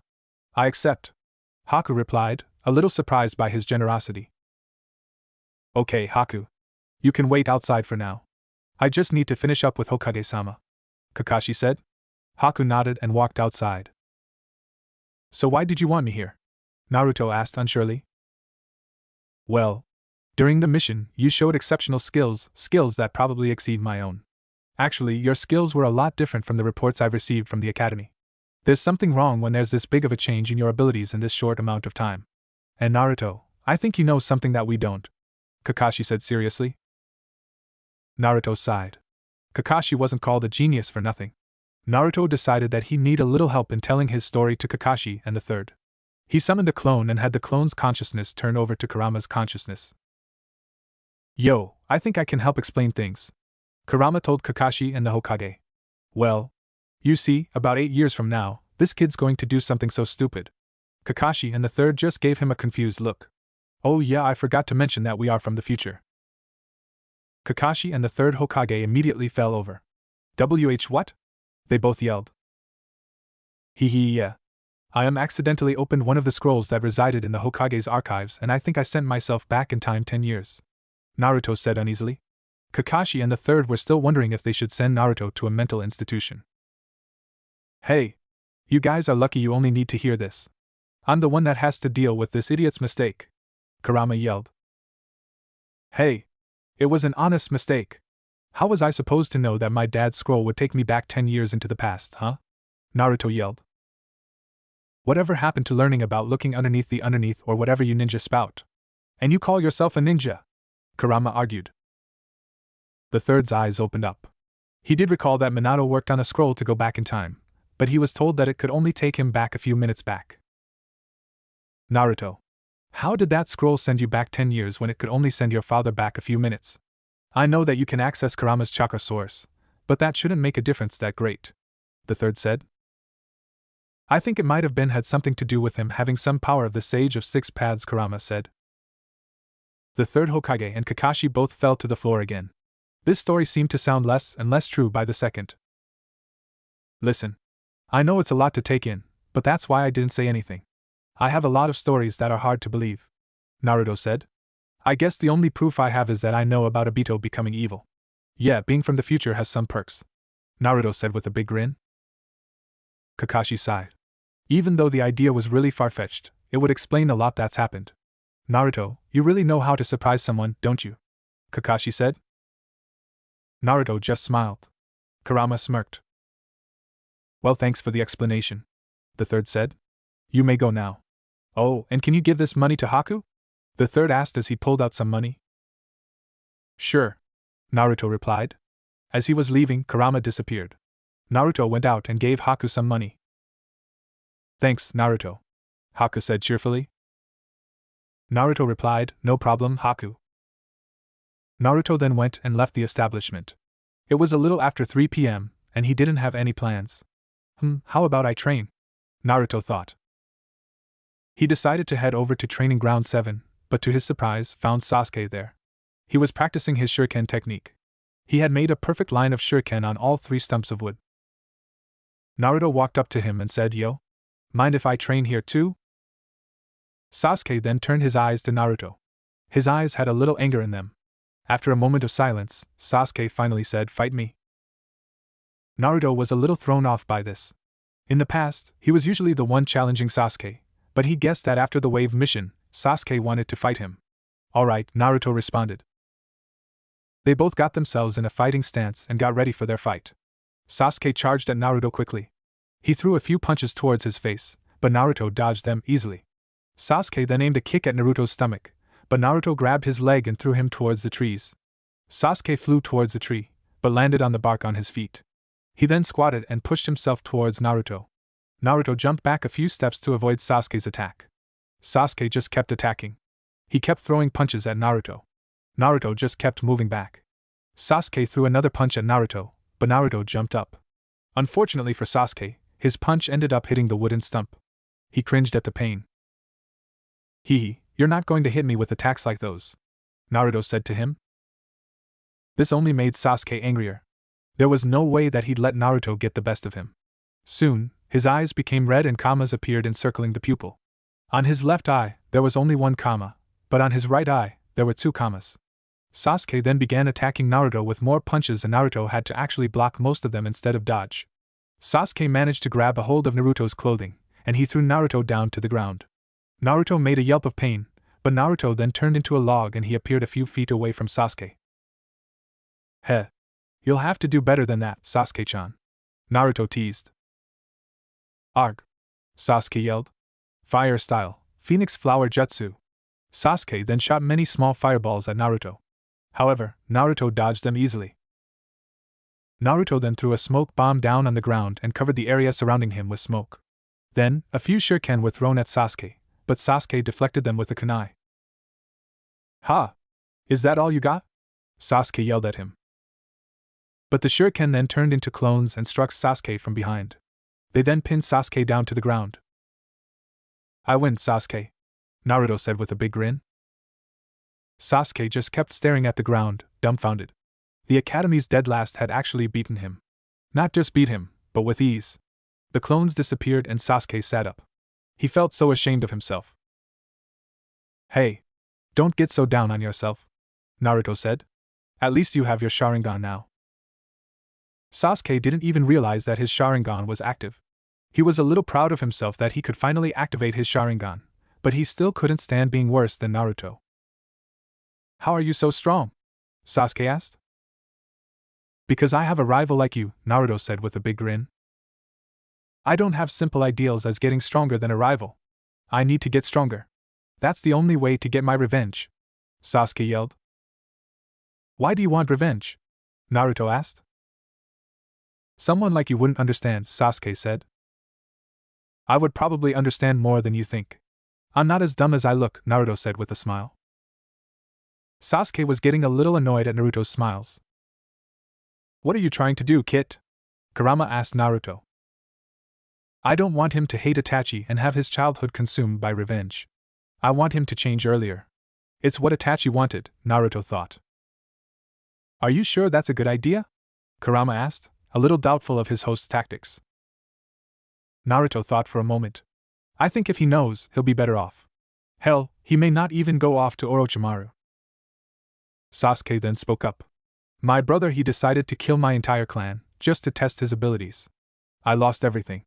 Now I need to kill him to avenge my clan. Understand now, Dobe? Sasuke, someone like you should know that this story doesn't make much sense. I don't think that your brother did that to test his abilities, Naruto said. I was there. I heard him, Sasuke argued. Then why would he let you live? Huh? He wanted to test his abilities, right? Then why leave one measly Uchiha alive? Naruto asked.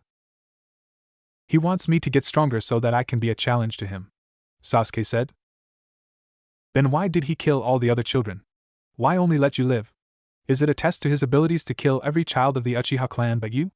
Naruto argued. Naruto was making some sense. Why was he left alive?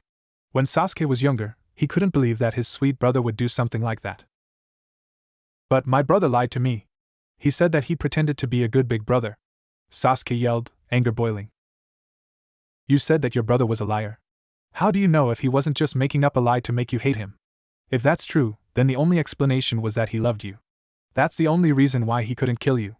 He couldn't do it because he loved you too much, Naruto said. I highly doubt that a ninja of his caliber would test his abilities on the Uchiha. Maybe kill the elite, but why kill young children? Has your anger really blinded you so much? Naruto asked. Sasuke then broke down. His eyes filled with tears. Was he wrong? He then remembered the night of the attack. It was when Itachi was leaving the village. Sasuke had chased him a little and had awakened the Sharingan then. Both of his eyes had a kama in each. Sasuke threw a kunai at Itachi and his headband fell to the ground. Itachi put his headband back on and looked at Sasuke one last time. Only this time, he was crying. Sasuke had thought that he imagined Itachi crying, but now it seems like it made sense. He punched the ground. He was ashamed of himself for being fooled by his brother.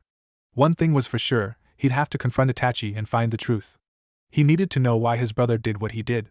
He knew now that it wasn't for that selfish reason and that Itachi probably knew something he didn't. Sasuke felt a little reborn, like his burden of hatred had subsided a little. When Sasuke looked up at Naruto, his eyes were Sharingans, but both eyes had 3 kamas in them. Heh. To think the Dobe would be the one to open my eyes. Sasuke thought. Let's go into town. I'll buy you that bowl of ramen I owe you, Sasuke said. Naruto looked back at Sasuke and smiled. If you say so, Naruto said with a smile. But I'm feeling extra hungry today. Sasuke twitched at Naruto's last words. At Ichiraku's ramen. Naruto was finishing his 4th bowl of ramen. Sasuke sighed at his wallet. He never really spent anything for his pleasure, but it still saddened him as his wallet got smaller. This was worse than a date. Yum. That was delicious. Thanks, Sasuke, Naruto said. This is the last time I treat you to ramen, Sasuke said. All of a sudden, there was a poof sound from behind them. Then, Kakashi came into the restaurant and gave a little funny look at the two ninja. Is this a date? He asked. Naruto and Sasuke looked at him with anger. No! I can do so much better than him! They both yelled aloud. Hee, relax guys. I was just joking. Actually, Naruto, I was hoping I could talk to you, Kakashi said. Naruto walked outside to Kakashi and asked what was up. Well, you see, there aren't many places around that offered good one-bedroom apartments, so I was wondering if you'd live with Haku into a bigger place? Kakashi asked. Why do I have to do it and not Sasuke? Naruto asked, pointing at Sasuke's back. Well, Naruto, I thought you were going to be the mature one, especially since you're supposed to be in your 20s, Kakashi said with his eye in a U shape. TCH fine, Naruto said while cursing Kakashi's name. Good, Kakashi said with a smile under his mask. He then handed Naruto a little slip of paper. This will be your new address and you should start moving your stuff there immediately. Kakashi then walked away and Naruto went to his place to get his belongings. Sasuke, on the other hand, was coming out of Ichiraku's with a smaller wallet. He sighed. He then headed off in the direction of his home. On the way back, he bumped into Sakura. Oh. Hi Sasuke! Sakura yelled aloud. Sasuke sighed. He didn't want to deal with fangirls today. Today just wasn't his day. Hello Sakura, he said in a low voice. So I know this is sudden, but would you want to go on a date with me sometime? She asked with a little blush. A little tick formed in the corner of his head. But he remembered that being angry wasn't always the answer. So he said in a calm voice, Listen, Sakura. I'm not into girls. You're gay? Oh no! My worst fears have been realized. She screamed as she interrupted him. I'm not gay! Sasuke yelled. But he yelled a bit too loud and some of the villagers were giving him a weird look. You didn't let me finish. I'm not into girls that are just trying to get my approval. I only like strong kunoichi. Not girls that think I like them for long hair. I actually find girls like that rather annoying. Oh, I'm sorry, she said to her crush. She just realized that she spent a lot of her academy days just trying to win over his approval. Had she thought too much about love instead of being a better ninja? Thanks for the insight, Sakura said with a small smile. No problem. Anyways, see you later, he said before walking off. Sakura then went home. She went inside her bathroom and took a good look at herself. All she saw was a child that put Sasuke as her priority. Inner Sakura thought, Sasuke's right. My life shouldn't revolve around him. Sakura then took out a kunai and decided to cut her hair short, the way she liked it. With Naruto. Naruto was still a little annoyed that he had to move all of his stuff to a new place and stay with Haku, but he thought that it was his fault because he changed history. He then summoned a dozen clones and moved his things to the new address in one go. He finally got to the new place and the door was open. He took a look inside and saw how much space there was. There were 2 bedrooms, 1 guest room, 2 bathrooms, a kitchen, a living room, and a dining room. Naruto went inside to see Haku in normal clothes with his hair down. He'd been arranging the furniture for a while now. Hey Haku, Naruto said aloud. Haku looked up and saw all the Naruto clones. Oh hey there, Naruto, I'm just moving some furniture. You can choose which room you want, Haku said with a smile. Cool, Naruto said with a smile. It took about an hour to get everything settled, but they were finally done. All of a sudden, there was a knock on the front door. It's open, Naruto said. Then, Hinata came through the door. Hello and Naruto, I heard that you moved here. I brought YUTH this, she said while presenting a plant. Apparently, Kakashi had told Kurenai and Asuma that Naruto was moving today. Oh, thanks. That'll go great by the window, Naruto said enthusiastically. Then, Haku came out from the bathroom. Oh. Hello? I didn't know that we had company, Naruto, Haku said while noticing Hinata. Hinata looked at Haku, then at Naruto. Then she looked at Haku again, and then looked at Naruto. Her face then got really red, but not out shyness.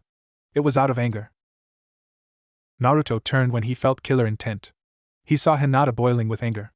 This was a part of her that he'd never seen. What's wrong, Hinata? He said while stuttering. Hinata couldn't utter any words. Her face was so red that you could see steam coming out of her ears. She just pointed at the two of them being together, and obviously made it look like Haku and Naruto were dating. Haku chuckled a little at the misled Hinata and had a feeling he knew what was causing the misunderstanding. Hinata? Haku said, getting her attention. Hinata then aimed her killer intent at Haku, and Haku dropped a little sweat. You should know that I'm a boy. Hinata's face then dropped. Tears were forming in the corner of her eyes. This seemed to be worse than finding out that he was cheating on her. Hinata? Why are you crying? Naruto asked hysterically. Hinata just cried and pointed at Haku, and then at Naruto. Naruto couldn't make out what she was saying. But he soon put two and two together. Apparently Haku only helped make an even bigger misunderstanding between them.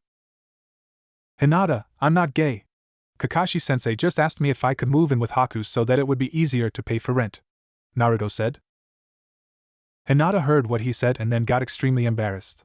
She made a huge scene in front of Naruto over a huge misunderstanding. Her face got a little red and she fainted. Naruto sighed as he picked up the unconscious girl and laid her on the sofa.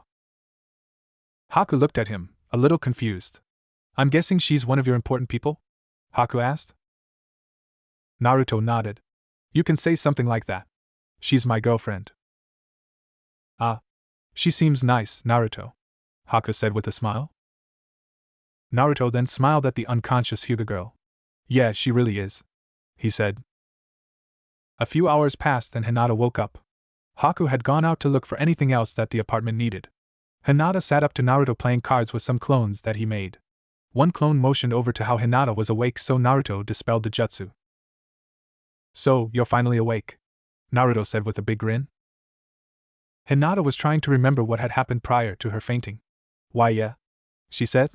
I'm sorry that IG got mad at YU. Naruto then got a little idea. Yeah, that was really something. You hurt my feelings, Hinata. I don't know what you can do to make it up, he said. He then turned to her, and she looked a little upset at herself. I think I know what you can do. Why don't you apologize? Naruto suggested. Hinata quickly apologized, but Naruto just wagged his finger at her. No. I want us to do it together, he said as he made a kissy face. Hinata immediately understood what he meant and blushed a bit. She then went closer to his face and met her lips with his. They both mouthed I'm sorry, while their lips met. Afterwards, Hinata's face got redder and Naruto chuckled. Why yeah, that'll do, Naruto said with a little blush. Hinata giggled a little at Naruto. But I want to make sure you know I'm sorry, Hinata said in a nice voice. Naruto blushed a little more from that. I'm not interrupting, am I? Kakashi said in a cool voice. Hinata eeped at him and fainted again on the sofa. Ah man! You have the worst timing, Kakashi! She had just woken up too! Naruto yelled at him. Hee, sorry Naruto. I just wanted to see how things were going since you guys were moving in here today, Kakashi said with a hand behind his head. Naruto was still a little pissed at his sensei, but he cooled down. Well, we are just about done here. I kind of like this place. It's a lot roomier than my last apartment, Naruto said with a grin. Ah. That's good. I also wanted to let you know that we were going to have dinner tonight with Team 8 and Team 10. Make sure to tell Haku, Kakashi said. Wait, why am I telling Haku? Naruto asked. Oh. I forgot to mention that Hokage-sama made Haku a part of Team 7, Kakashi said innocently. What? What happened to a 4-man cell being crucial for stealth and stuff? We are the only team that has one extra member, Naruto yelled. Yeah, but it makes for better teamwork. And are you really that much against Haku being on the same team as you? Kakashi asked. Naruto thought for a minute. I guess not. It's just I thought he'd go with another squad. I mean, what's going to happen when we apply for the Chunin exams? Kakashi looked up and remembered that Naruto should already know of the upcoming Chunin exams, especially since he was from the future. Well, a team with that many members will have its advantages and disadvantages, Kakashi said. I guess it won't hurt, Naruto said with a sigh. Okay. Glad to hear it. Anyways, tell Haku and Hinata that you all should be at the barbecue restaurant at around 7. With his last few words, Kakashi disappeared in a puff of smoke. Naruto sighed while looking around his new place. Naruto noticed that Hinata was starting to wake up. When her eyes opened, she sat up. She tried remembering what had happened last, and then her face became as red as a tomato. So you're finally up, Naruto said with a smile. Hinata was really embarrassed that she had fainted again. I'm as sorry. It's alright. It's not like this is news, Naruto said while laughing. Hinata looked at him a little upset. It's not funny, Naruto, she stammered. Naruto gave a little smile at her. You're not mad, are you? Naruto teased. Hinata then turned her back to him and smiled a little. She knew she couldn't hide her happiness of being with Naruto, but tried her best to fake being angry. Naruto smiled. I think I know what'll cheer you up, he teased. Hinata got a little blush at his comment. She eagerly waited for what he had in store for her. Naruto told her to turn around and close her eyes. She thought about peeking with the Byakugan, but she didn't want to ruin the surprise.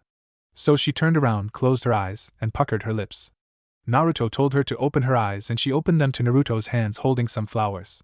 He had suggested pressing flowers. Hinata immediately fell over at what he suggested. Naruto laughed at her reaction.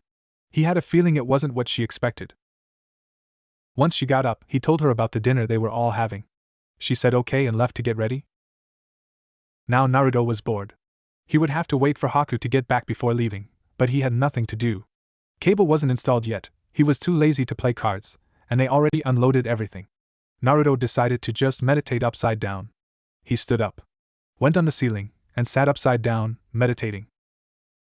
At 6:30, Haku had returned to the apartment.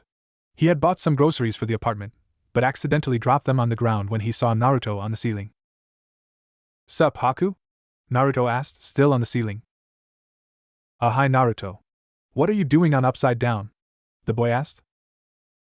Oh, I was just meditating to kill time.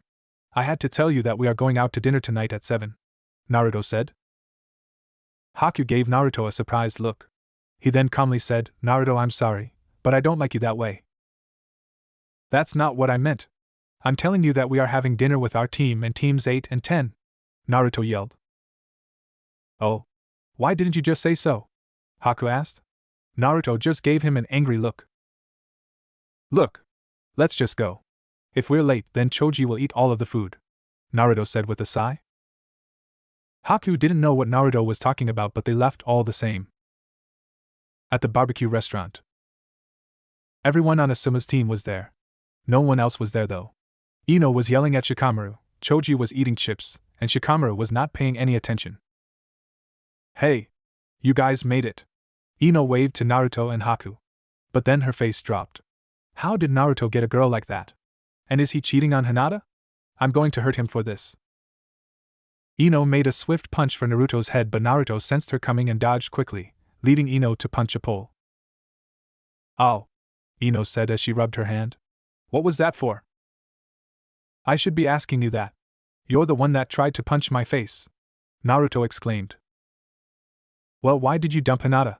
Ino asked, still recovering. Naruto had no idea what Ino was talking about until he remembered that Haku was standing right next to him. Oh my god! I'm only going to say this once. This is Haku. I'm not dating Haku. Haku is a boy, Naruto yelled, which made Shikamaru cover his ears. Ino got embarrassed after hearing Naruto's explanation, more so about how though Haku was a girl. Shikamaru just uncovered his ears and said, Geez Naruto, no need to scream. Choji was just busy eating his chips while they had their conversation. Sasuke had arrived and Ino pounced on him. Oh Sasuke. Did you miss me? Ino said while on top of him. Sasuke was getting tick marks at the corner of his head. Naruto just casually walked behind Ino, and swiftly hit her neck, knocking her out. Whoops, Naruto said, smiling. Sasuke got Ino off of him and went up to Naruto. Thanks. No problem, Naruto said with a smile while Haku was moving Ino to the side. Kiba and Shino arrived next. Kiba was busy talking to Akamaru while Shino walked in silence. Hey guys, Kiba yelled aloud. Kiba, do you mind lowering your volume? Others don't appreciate it when their eardrums are ringing with your voice.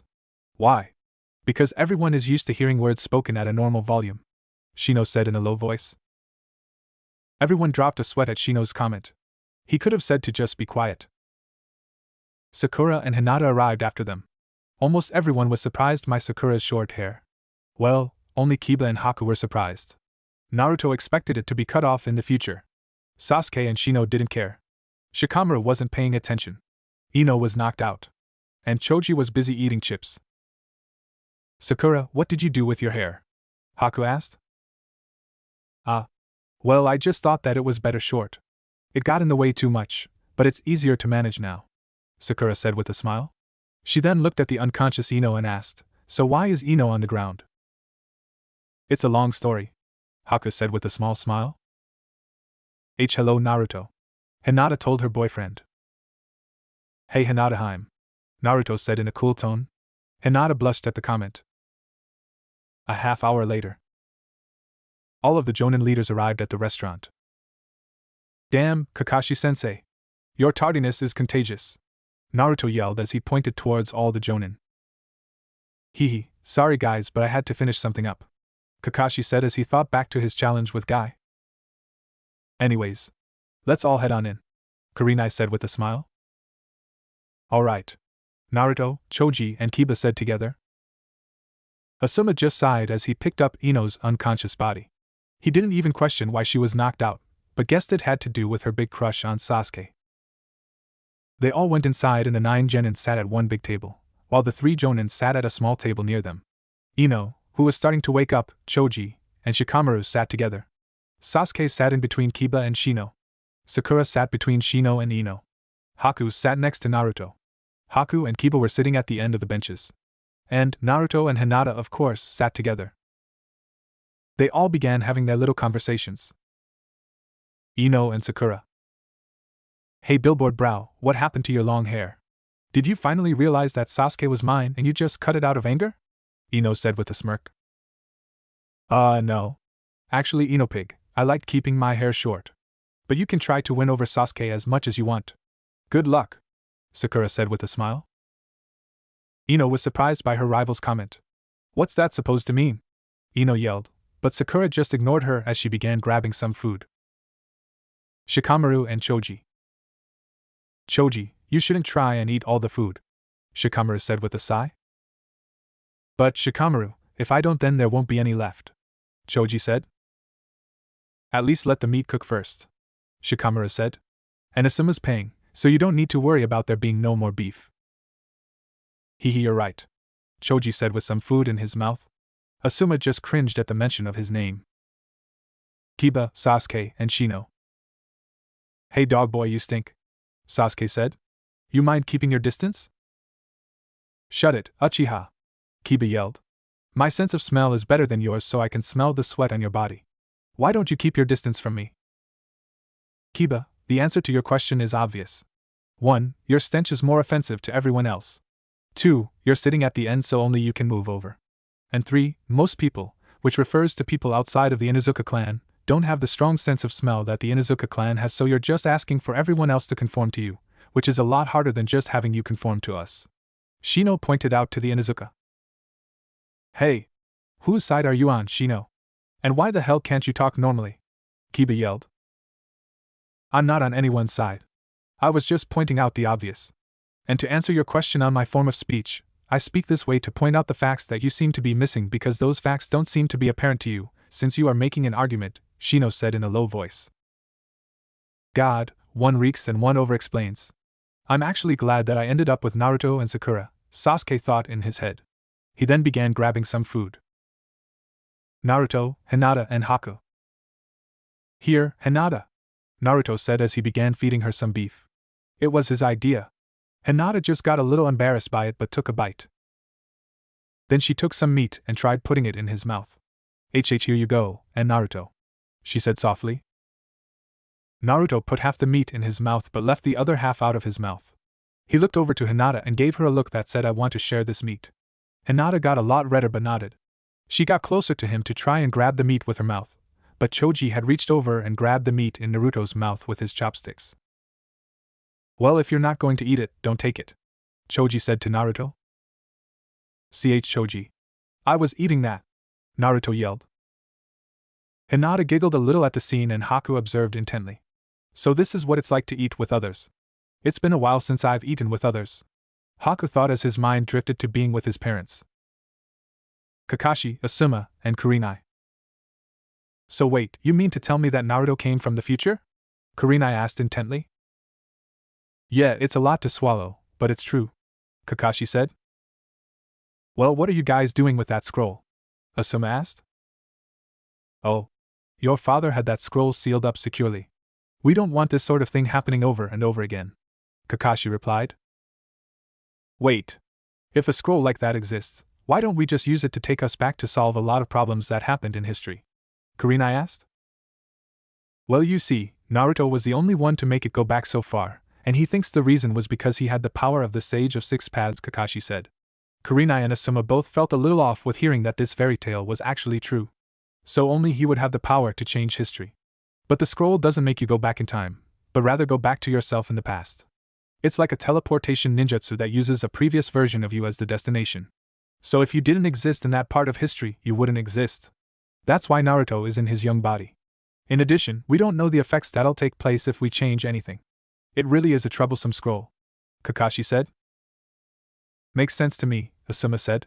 I mean, even if we go back in time, if we go back too far, we may be in a part of history when the scroll didn't exist. Hell, who knew that the fourth had a scroll as powerful as that? Well, we shouldn't worry about it. Anyways, let's eat, Kakashi said with a smile under his mask. Asuma and Kurenai got excited because they thought that they'd get to see what was under Kakashi's mask, but Kakashi just quickly ate with his back turned to them. They just sighed. When it was time to go, everyone said their farewells. Everyone went off in their teams. Then, they all went home. Naruto and Haku went to their new apartment. Naruto started the conversation on their way back. So, Haku, how did you like dinner?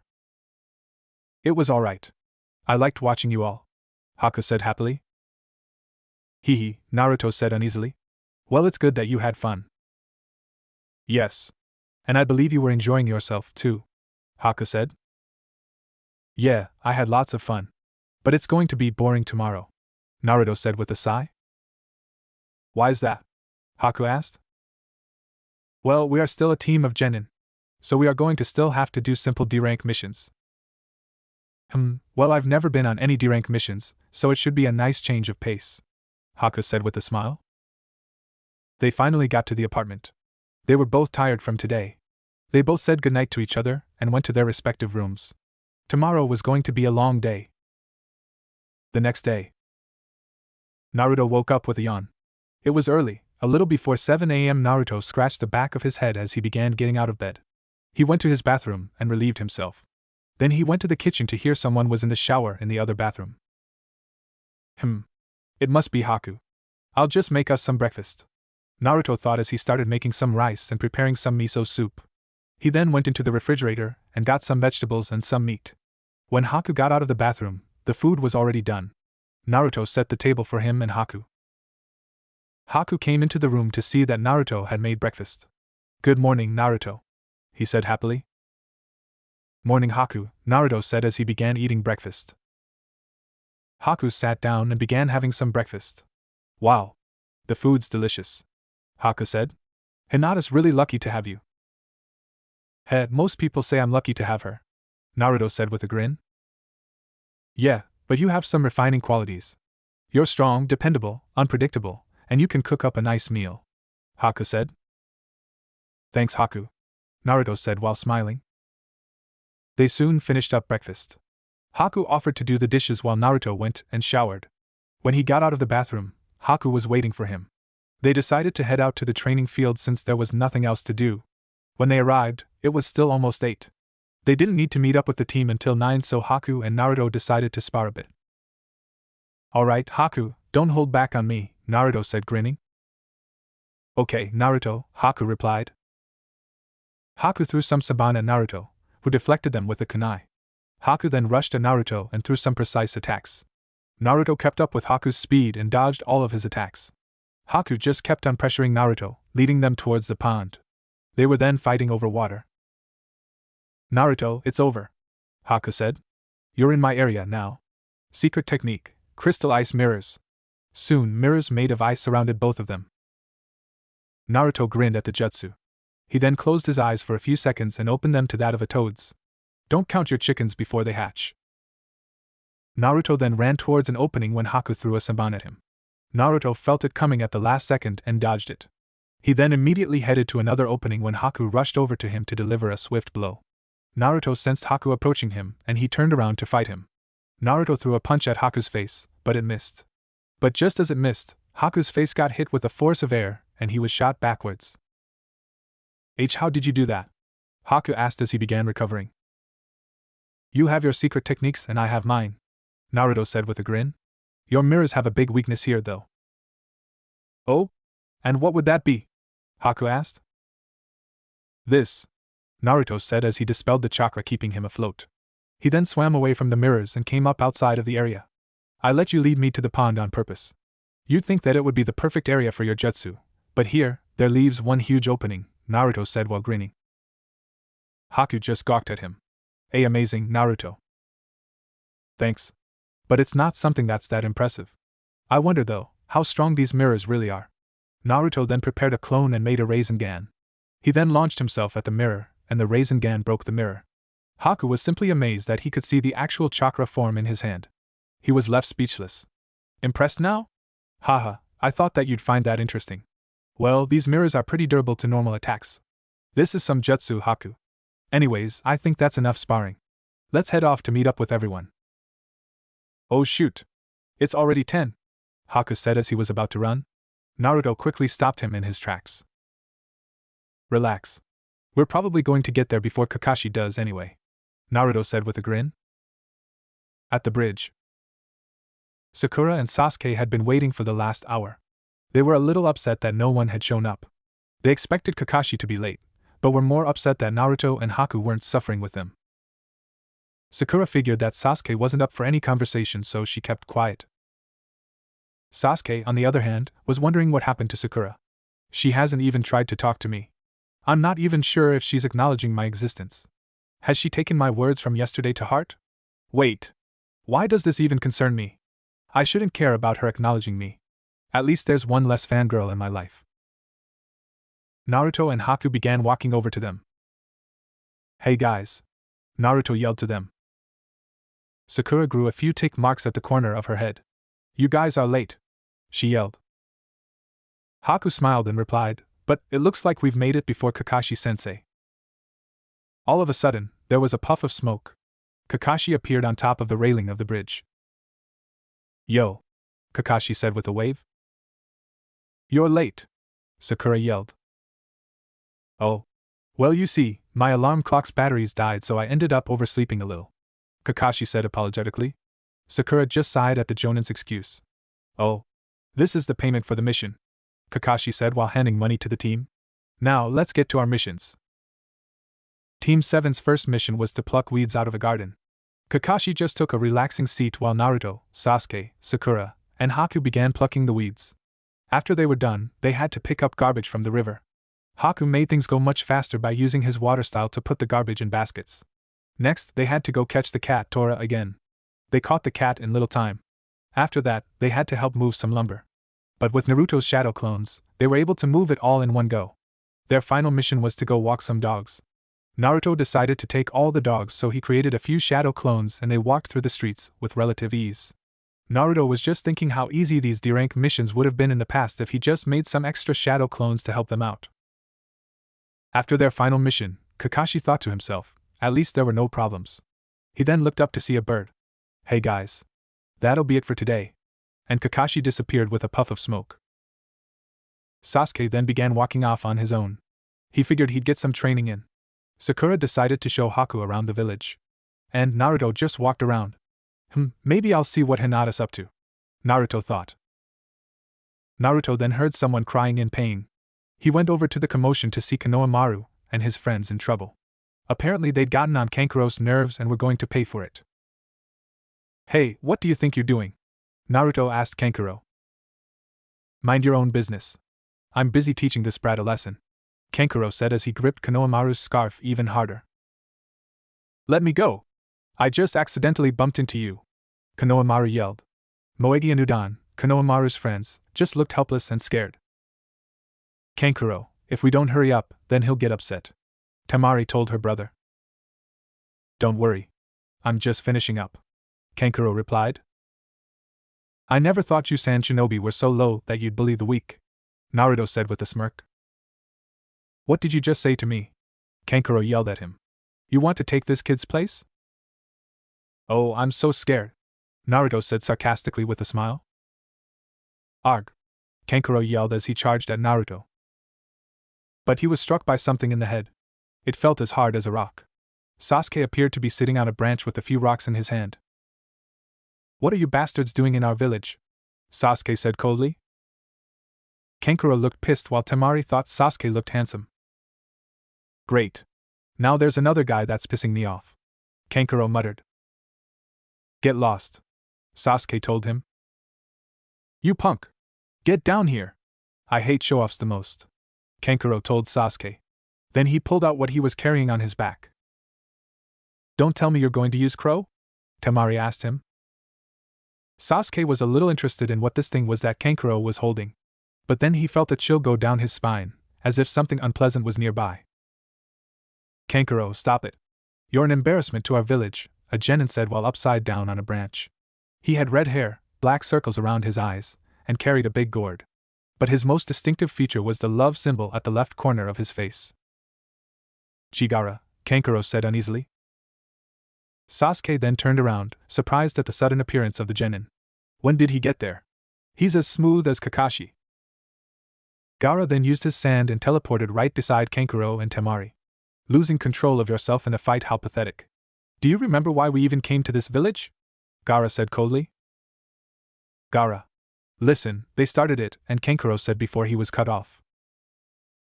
Shut up or I'll kill you, Gaara said with killer intent. Kankuro quickly shut his mouth and apologized. Temari apologized, too. So this guy's their leader? He's good, Sasuke thought. Sorry about them, Gaara said. To be able to hit Kankuro with a stone, he's good, Gaara thought. It looks like we've got here too early, but we didn't come here to play around, Gaara told his teammates. I know that, Kankuro said. Let's go, Gaara told them. Hold it, Sasuke told them. They stopped in their tracks. Why are Sand Ninja here? State your purpose.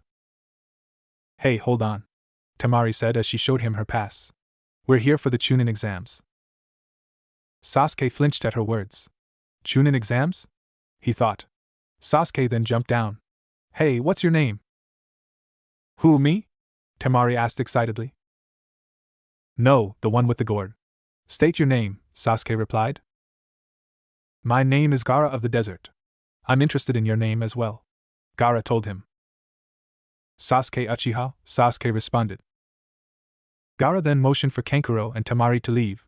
After they were gone, Sasuke disappeared. Konohamaru immediately ran up to Naruto saying, Whoa! You sure saved me there. I didn't do anything, Naruto said with a hand behind his head. You kidding? If it wasn't for you, I'd have a couple of black eyes right now, Konohamaru said. Make me your student. Ehihei, Naruto said uneasily. He then formed a hand sign and disappeared in a puff of smoke. Wow! That's so cool! Come on guys, let's go find our master, Konohamaru told Moegi and Udan. With Kakashi. You've been assembled for only one reason. Most of you already know what that is, the third Hokage said. It's already time, Kakashi said under his breath. I saw them already in the village. So when is it then? Genma said with a senbon in his mouth. In a week, the old Hokage replied. Wow, that soon? A Jonin asked. I'll announce it properly. 7 days from now, on the first day of the 7th moon, the Chunin selection exam will commence, the third Hokage said. So let's get this over with. First, we'll hear from those who are watching over the new genin. Asuma, Kurenai, and Kakashi all walked forward. The third Hokage let out a puff of smoke before speaking. Kakashi, Kurenai, and Asuma, well? Are there any genin that you'd like to enter in this Chunin selection exam? After a genin has properly completed at least 8 missions, they may take the exam if nominated by their sensei.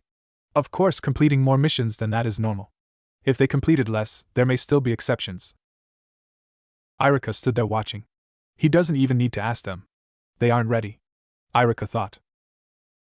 Team 7, consisting of Naruto Uzumaki, Sasuke Uchiha, Sakura Haruno, and the team's newest member, Haku under the name of Kakashi Hatake. I nominate all 4 of them to take the Chunin selection exam, Kakashi said. Iruka was so shocked by this. Team 8, consisting of Kiba Inuzuka, Hinata Hyuga, and Shino Aburame under the name of Kurenai Yuhi. I nominate all of them. Kurenai said. Team 10, consisting of Ino Yamanaka, Choji Akimichi, and Shikamaru Nara. I also nominate all of them. Asuma said with a cigarette in his mouth. All of them. How rare, Lord Hokage said. Hold on a second. Irika yelled. Yes, Irika? The third asked. Lord Hokage, if I may, most of these genin were students in my class. Of course they are all very talented, but it's too early for them to take the exam. They need more experience. I can't understand the Jonin's reasoning, Irika said. Kakashi looked up at Irika. I became a Chunin when I was 6. Naruto's not like you, Irika stammered. Kakashi looked at the third Hokage. Naruto's secret was kept only between the Jonin and himself. They didn't want this to spread. Kakashi then looked back at Irika. You should have more faith in these students. They may even surpass me, Kakashi said with a smile. Stop joking, Irika yelled. Kakashi's face then became serious. Irika, I can understand your feelings, but these genin are no longer your students. They are a part of my squad and I'm their commanding officer. If I say that they're ready, then they're ready, Kakashi said coldly. Alright everyone, that's enough. Let's continue with the genin with a year of experience, Lord Hokage said. After the meeting, Kakashi walked over to Irika. Hey, I'm sorry if what I said made you upset, but I'm their sensei. I know if they're ready or not. I still can't agree with your decision, Irika replied. Okay, well how about this? You can test them yourself to see if they're ready for this, Kakashi proposed. Alright then, if you're so confident in them, then this should be a piece of cake for them, Irika said. Okay. You'll do it after I give them their permission slips, Kakashi said. With Naruto. He'd spent the last hour trying to hide from Konohamaru and his squad. He's been pretty good at finding where he was. He saw Hinata in the corner of his eye. Naruto moved to her position quickly. Oi, Hinata, Naruto said with a smile. Hinata turned around to see her crush behind her. Her face got a small blush as she replied, Hi, and Naruto. So, what are you doing now? Naruto asked the shy girl. Oh, well, we just finished up our missions for today, she replied. Great! Naruto yelled aloud. Let's do something, Hinata. Whatever you want to do, Naruto said with a smile. Anything? Hinata asked. Naruto replied with a nod. Can WEF fight? Naruto was a little thrown off by her request. You want to spar? Hinata vigorously nodded. Okay then. Let's go. At the training ground. Hinata was really nervous. She was about to show Naruto her true self. But she couldn't be nervous now. This was too important. Naruto, on the other hand, didn't want to hurt his precious Hinata. He already knows of her abilities but was thinking about what he should do against her. Here I see come. Hinata yelled. She ran up to Naruto with her palm out. She sent a few jabs, but Naruto just dodged them all. She then threw in some kicks, but Naruto ducked under them. Hinata then threw a few more palm strikes but Naruto performed a few backflips. Wow. She's really trying hard, the blonde thought. Naruto then performed his signature move. Shadow Clone Jutsu. About 6 Naruto clones appeared. They all made a fighting stance. Here we go! They all yelled. Hinata readied herself. She watched as the clones surrounded her. She then ran up to one and struck a palm strike. That clone quickly disappeared. Another clone right next to her performed a slow kick below. Hinata easily jumped over the kick and kicked that clone in the face. She then threw shuriken at the clones until there was only one Naruto remaining. Hinata quickly ran up to Naruto and began throwing a few punches. Naruto just tackled her down to the ground. Naruto was then on top of Hinata as she laid there defenseless. That was fun, Naruto told her. You were amazing, Hinata. Hinata blushed at his comment. Why, you're right. Why you were taking it easy, and you still beat me so fast. Naruto sighed at her comment. He then got off of her and picked her up from the ground. Hinata, if I was serious, you'd be in trouble. Naruto then walked to the closest tree and held his hand up. A swirling sphere appeared from his hand. Hinata thought that it was a mini rotation in his hand. Naruto then struck the tree and the tree broke. Naruto then took out a kunai and applied some chakra. The kunai then got a sharp edge and Naruto threw it through a few trees. It went straight through them all. It stopped when it fell into the river. Hinata had just looked at him, amazed. She then smiled and thought, I always thought that you were amazing, Naruto. You're always trying your best, and you're always working hard. You really are amazing. She then walked up to him and held his hands. That W was so cool, and Naruto. Heh. I am pretty amazing, Naruto said while putting a hand behind his head. Hey, want to head back to the village? Hinata replied, oh okay. In the village. Naruto and Hinata were walking through the streets. Hinata noticed that they were getting some evil glares from the villagers. Hinata returned those looks with an angry look of her own. Hinata, what are you doing? Naruto asked. He actually thought that her angry look was cute, as if she was like an angry bunny. Hinata looked back to Naruto. Oh. WL the V villagers are giving angry L looks. Naruto then smiled at her. Hinata, you don't need to worry about them. They're probably just jealous that I get to be with such an amazing girl, Naruto said. Hinata blushed at his comment. Hey, why don't we go get some cinnamon rolls? Naruto suggested. Oh, okay, Hinata replied. Cinnamon rolls were her favorite. They found a nearby bakery. Naruto asked for a few cinnamon rolls. The cashier was going to say something, but saw that Naruto was with the heir to the Hyuga clan. The Hyuga brought a lot of business to this bakery, so the cashier didn't dare try and pull anything. Naruto and Hinata then walked to the park. Hinata quickly remembered something extremely important. Her eyes shot open with a little sadness. She then gathered up her courage and began to talk to Naruto. Hey Naruto? Hinata asked. What's up, Hinata? Naruto said while eating his cinnamon roll. Well, YUSC. And my father have found out that we were going out and he wants to meet you, the shy Hyuga said. Hinata's flashback. Hinata had been called to her father's office. Hayashi Hyuga heard a knock on his door. He then activated his Byakugan and saw that Hinata was outside his door. Come in, Hinata, Hayashi told his daughter. Why you wanted to see me, father? Hinata told her father. Yes. Another member of the clan informed me that you've been going out with Naruto Uzumaki. Is this true? Hayashi asked. Why yes, father, Hinata said quietly. Hayashi just shook his head. This is disappointing. Not only did you not inform me of this, but you also decided to be with that low-class boy. I don't want you to associate yourself with this boy anymore. Do I make myself clear? But father, Hinata said before she was cut off. Just being associated with him brings down our clan's reputation. I don't want you seeing him anymore. Do I make myself clear? Hayashi asked in a more stern voice. Hinata just looked at her father and saw the seriousness in his eyes. But she wouldn't let her relationship with Naruto end because of her father. She'd waited a long time to have her dream of Naruto asking her out come true. Hinata took one deep breath and yelled, No! Hayashi was thrown off by his daughter's assertiveness. I will not stop seeing Naruto. You don't have the right to do that. Hayashi, recovering from his shock, said, Hinata, I'm your father. I will dictate who you may or may not see. No! You won't! Hinata yelled at him. Hayashi was surprised. Hinata had never been the kind of person to speak out against him. Frankly, he liked this Hinata instead of the usual timid Hinata. This was the kind of person who'd actually be more worthy of ruling the clan as a head member. Was the Uzumaki kid actually having a positive effect on his daughter? Hayashi decided that Hinata wouldn't agree to his conditions. If this boy means that much to you, then please invite him over for dinner tonight. Now it was Hinata's turn to be thrown off.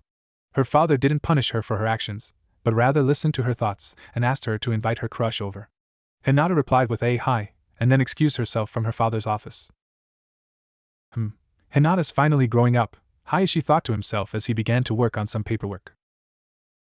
Hinata, though, was panicking about the situation. Oh no, what am I going to tell Naruto? Hinata thought to herself. Back with Naruto and Hinata. Naruto was shocked at what Hinata told him.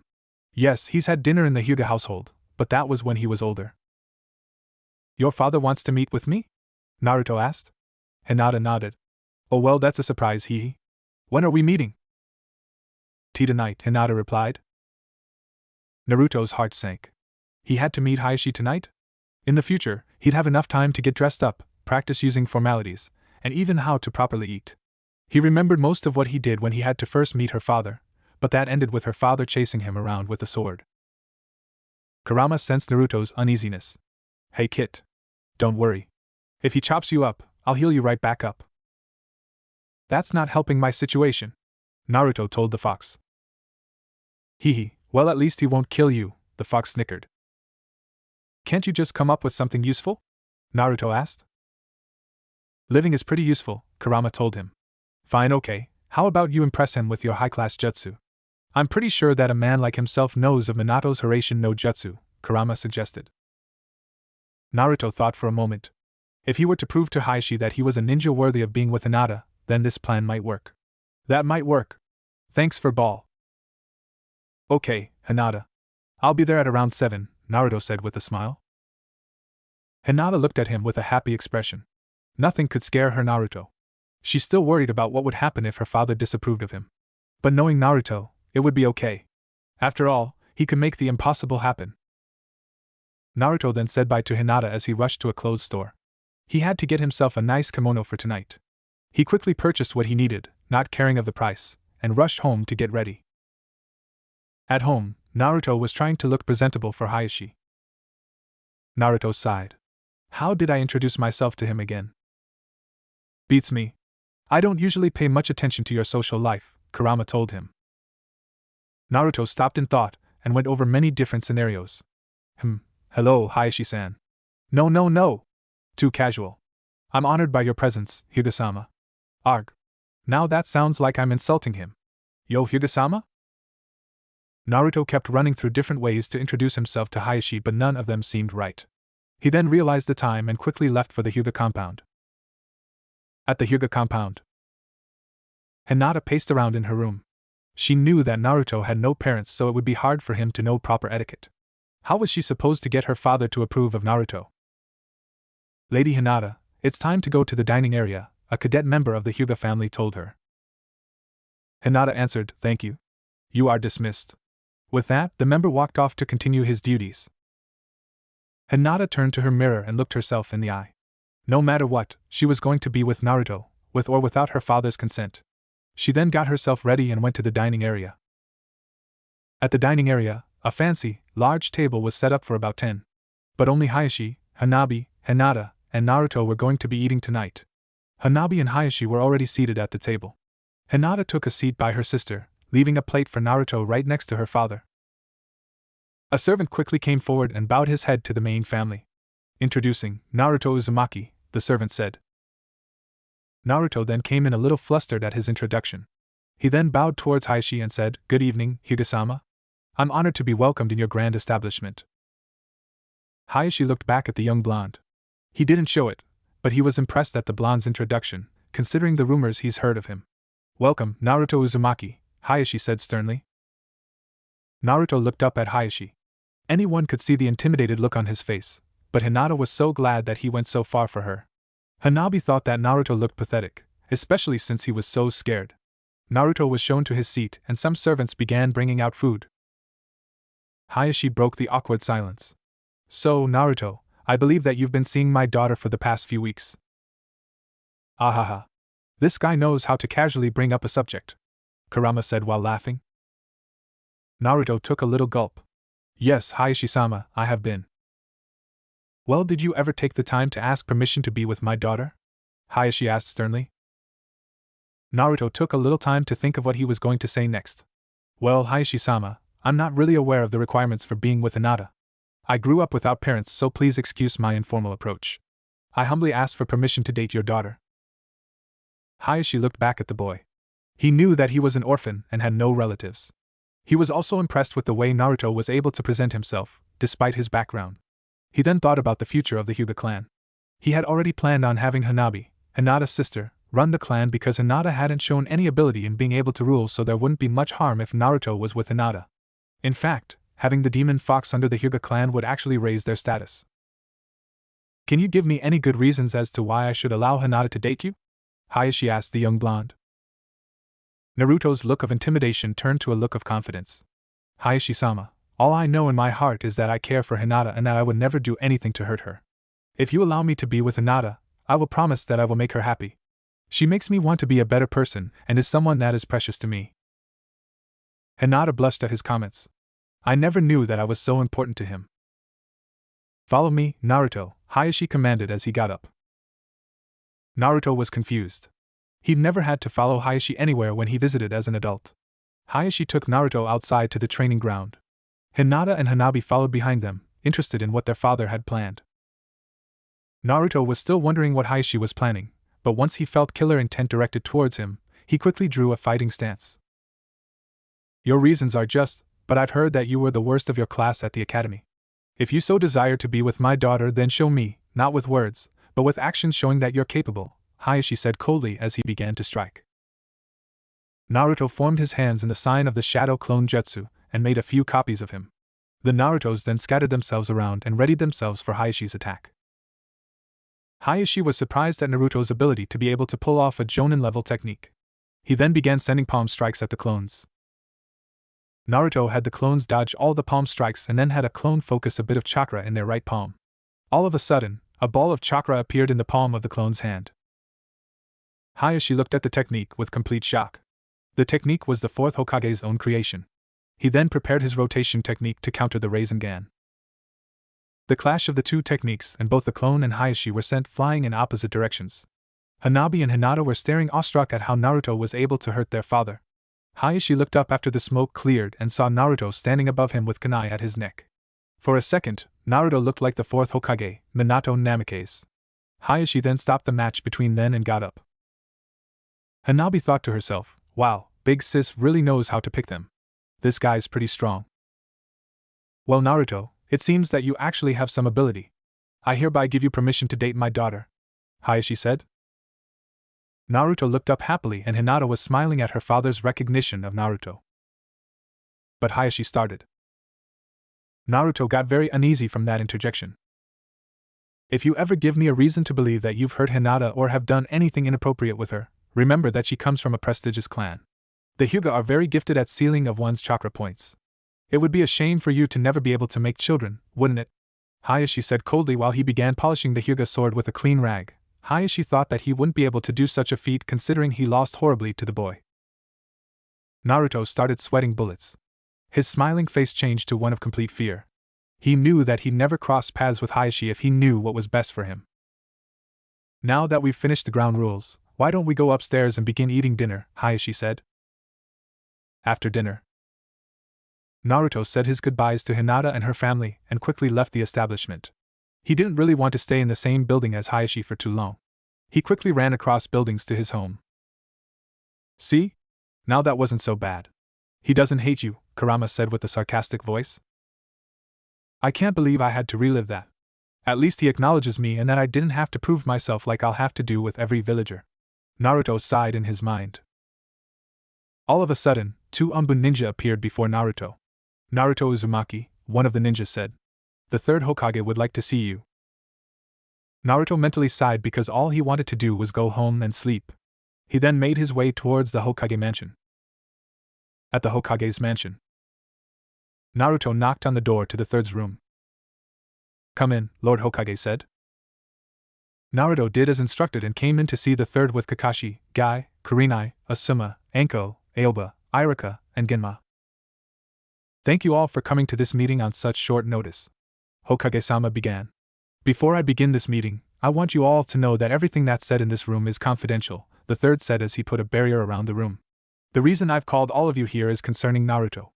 I feel that first, you should all know that Naruto isn't the Naruto you thought he was. He's from the future. Kurenai, Asuma, and Kakashi didn't react to this, being as how they already were informed about it, but everyone else was shocked. Hokage-sama, you can't be serious. If this is something Naruto came up with, then it must be another one of his outrageous pranks, Irika said. Kakashi interjected. If this was a prank, it would be one very impressive prank. It's not all talk. His abilities have been far from the reports I've received from the academy. I know it seems far-fetched, but Naruto is telling the truth. How can there be a jutsu that powerful that it would send someone back in time? Anko asked. Actually, it is more of a transportation jutsu than a jutsu that sends someone back in time. Basically, it transports the person a certain distance over our timeline, but they enter and exit through their bodies, so you essentially transport yourself to an earlier event, the third Hokage said. However, this jutsu only had the ability to transport someone back a minute or so at most, and that is only if they know the Hiraishin. Naruto, though, accidentally sent himself a few years back though. Naruto then spoke up. Yeah, in the future, I obtained part of the Sage of Six Paths power, and he's been able to transcend both space and time. When I opened the scroll, I think that power allowed me to go back in time, but I somehow ended up here by accident. Iruka just looked at Naruto with pure shock. A new Naruto was standing before him. He wasn't the same Naruto that was the worst student at the academy. He was giving expertise deduction at a higher level than any genin. Did Naruto really come from the future? Naruto, I want to hear it from you. Are you really from the future? Iruka asked the young blonde. Naruto looked back at him. He knew that it would be hard to accept that he was from the future, and he felt bad that he had to keep it a secret till now. Iruka-sensei, I really am from the future. Iruka looked back at him. He still couldn't grasp that the Naruto before him was almost as old as he was, but he just sighed. So, Anko interrupted. As much as I'd like to stick around and watch this mushy scene between student and sensei, I'd rather wrap things up. What are we going to do with the scroll? For now, it poses no threat. I've already securely sealed it in a safe location where no one will be able to easily find it. If possible, I'd like to make sure no one ever has to find out about this incident. Lord Hokage responded. But Lord Hokage, I know quite a few people that would be interested in this technique, Anko said while putting a hand over her neck. Wouldn't it be better to just destroy it? While you're right that this scroll would indeed attract attention, it poses no clear threat to us, seeing as how no one would be able to use it effectively except Naruto, Kakashi said. So then you're saying that it's essentially useless. Then why bother keeping it? Isn't it just a waste of space? Kurenai argued. Although it may be useless as of this moment, it may serve purpose in the future. Now that Naruto's back in this timeline, the future's bound to change. Now, if it's for better or for worse, we have no idea. If the latter happens, then we might have to rely on Naruto using this scroll. It's kind of like a last resort, Kakashi said. The Jonin agreed with Kakashi's logic. He proved a very good point with what he was arguing. Okay, now before I end this meeting, Naruto, is there anything you need to tell us that may be helpful in the future? The third asked. Naruto thought for a moment, and then looked back at the old Hokage. Well, to be honest, there's going to be an invasion soon. During the Chunin exams, the Sand will ally with the Sound Village and try and destroy the leaf. The Jonin looked up with a serious look. But why would the Sand try and take us out?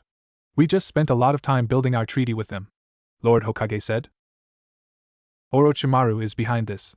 He leads the Sound and he's tricking the Sand into helping him destroy Konoha, Naruto replied.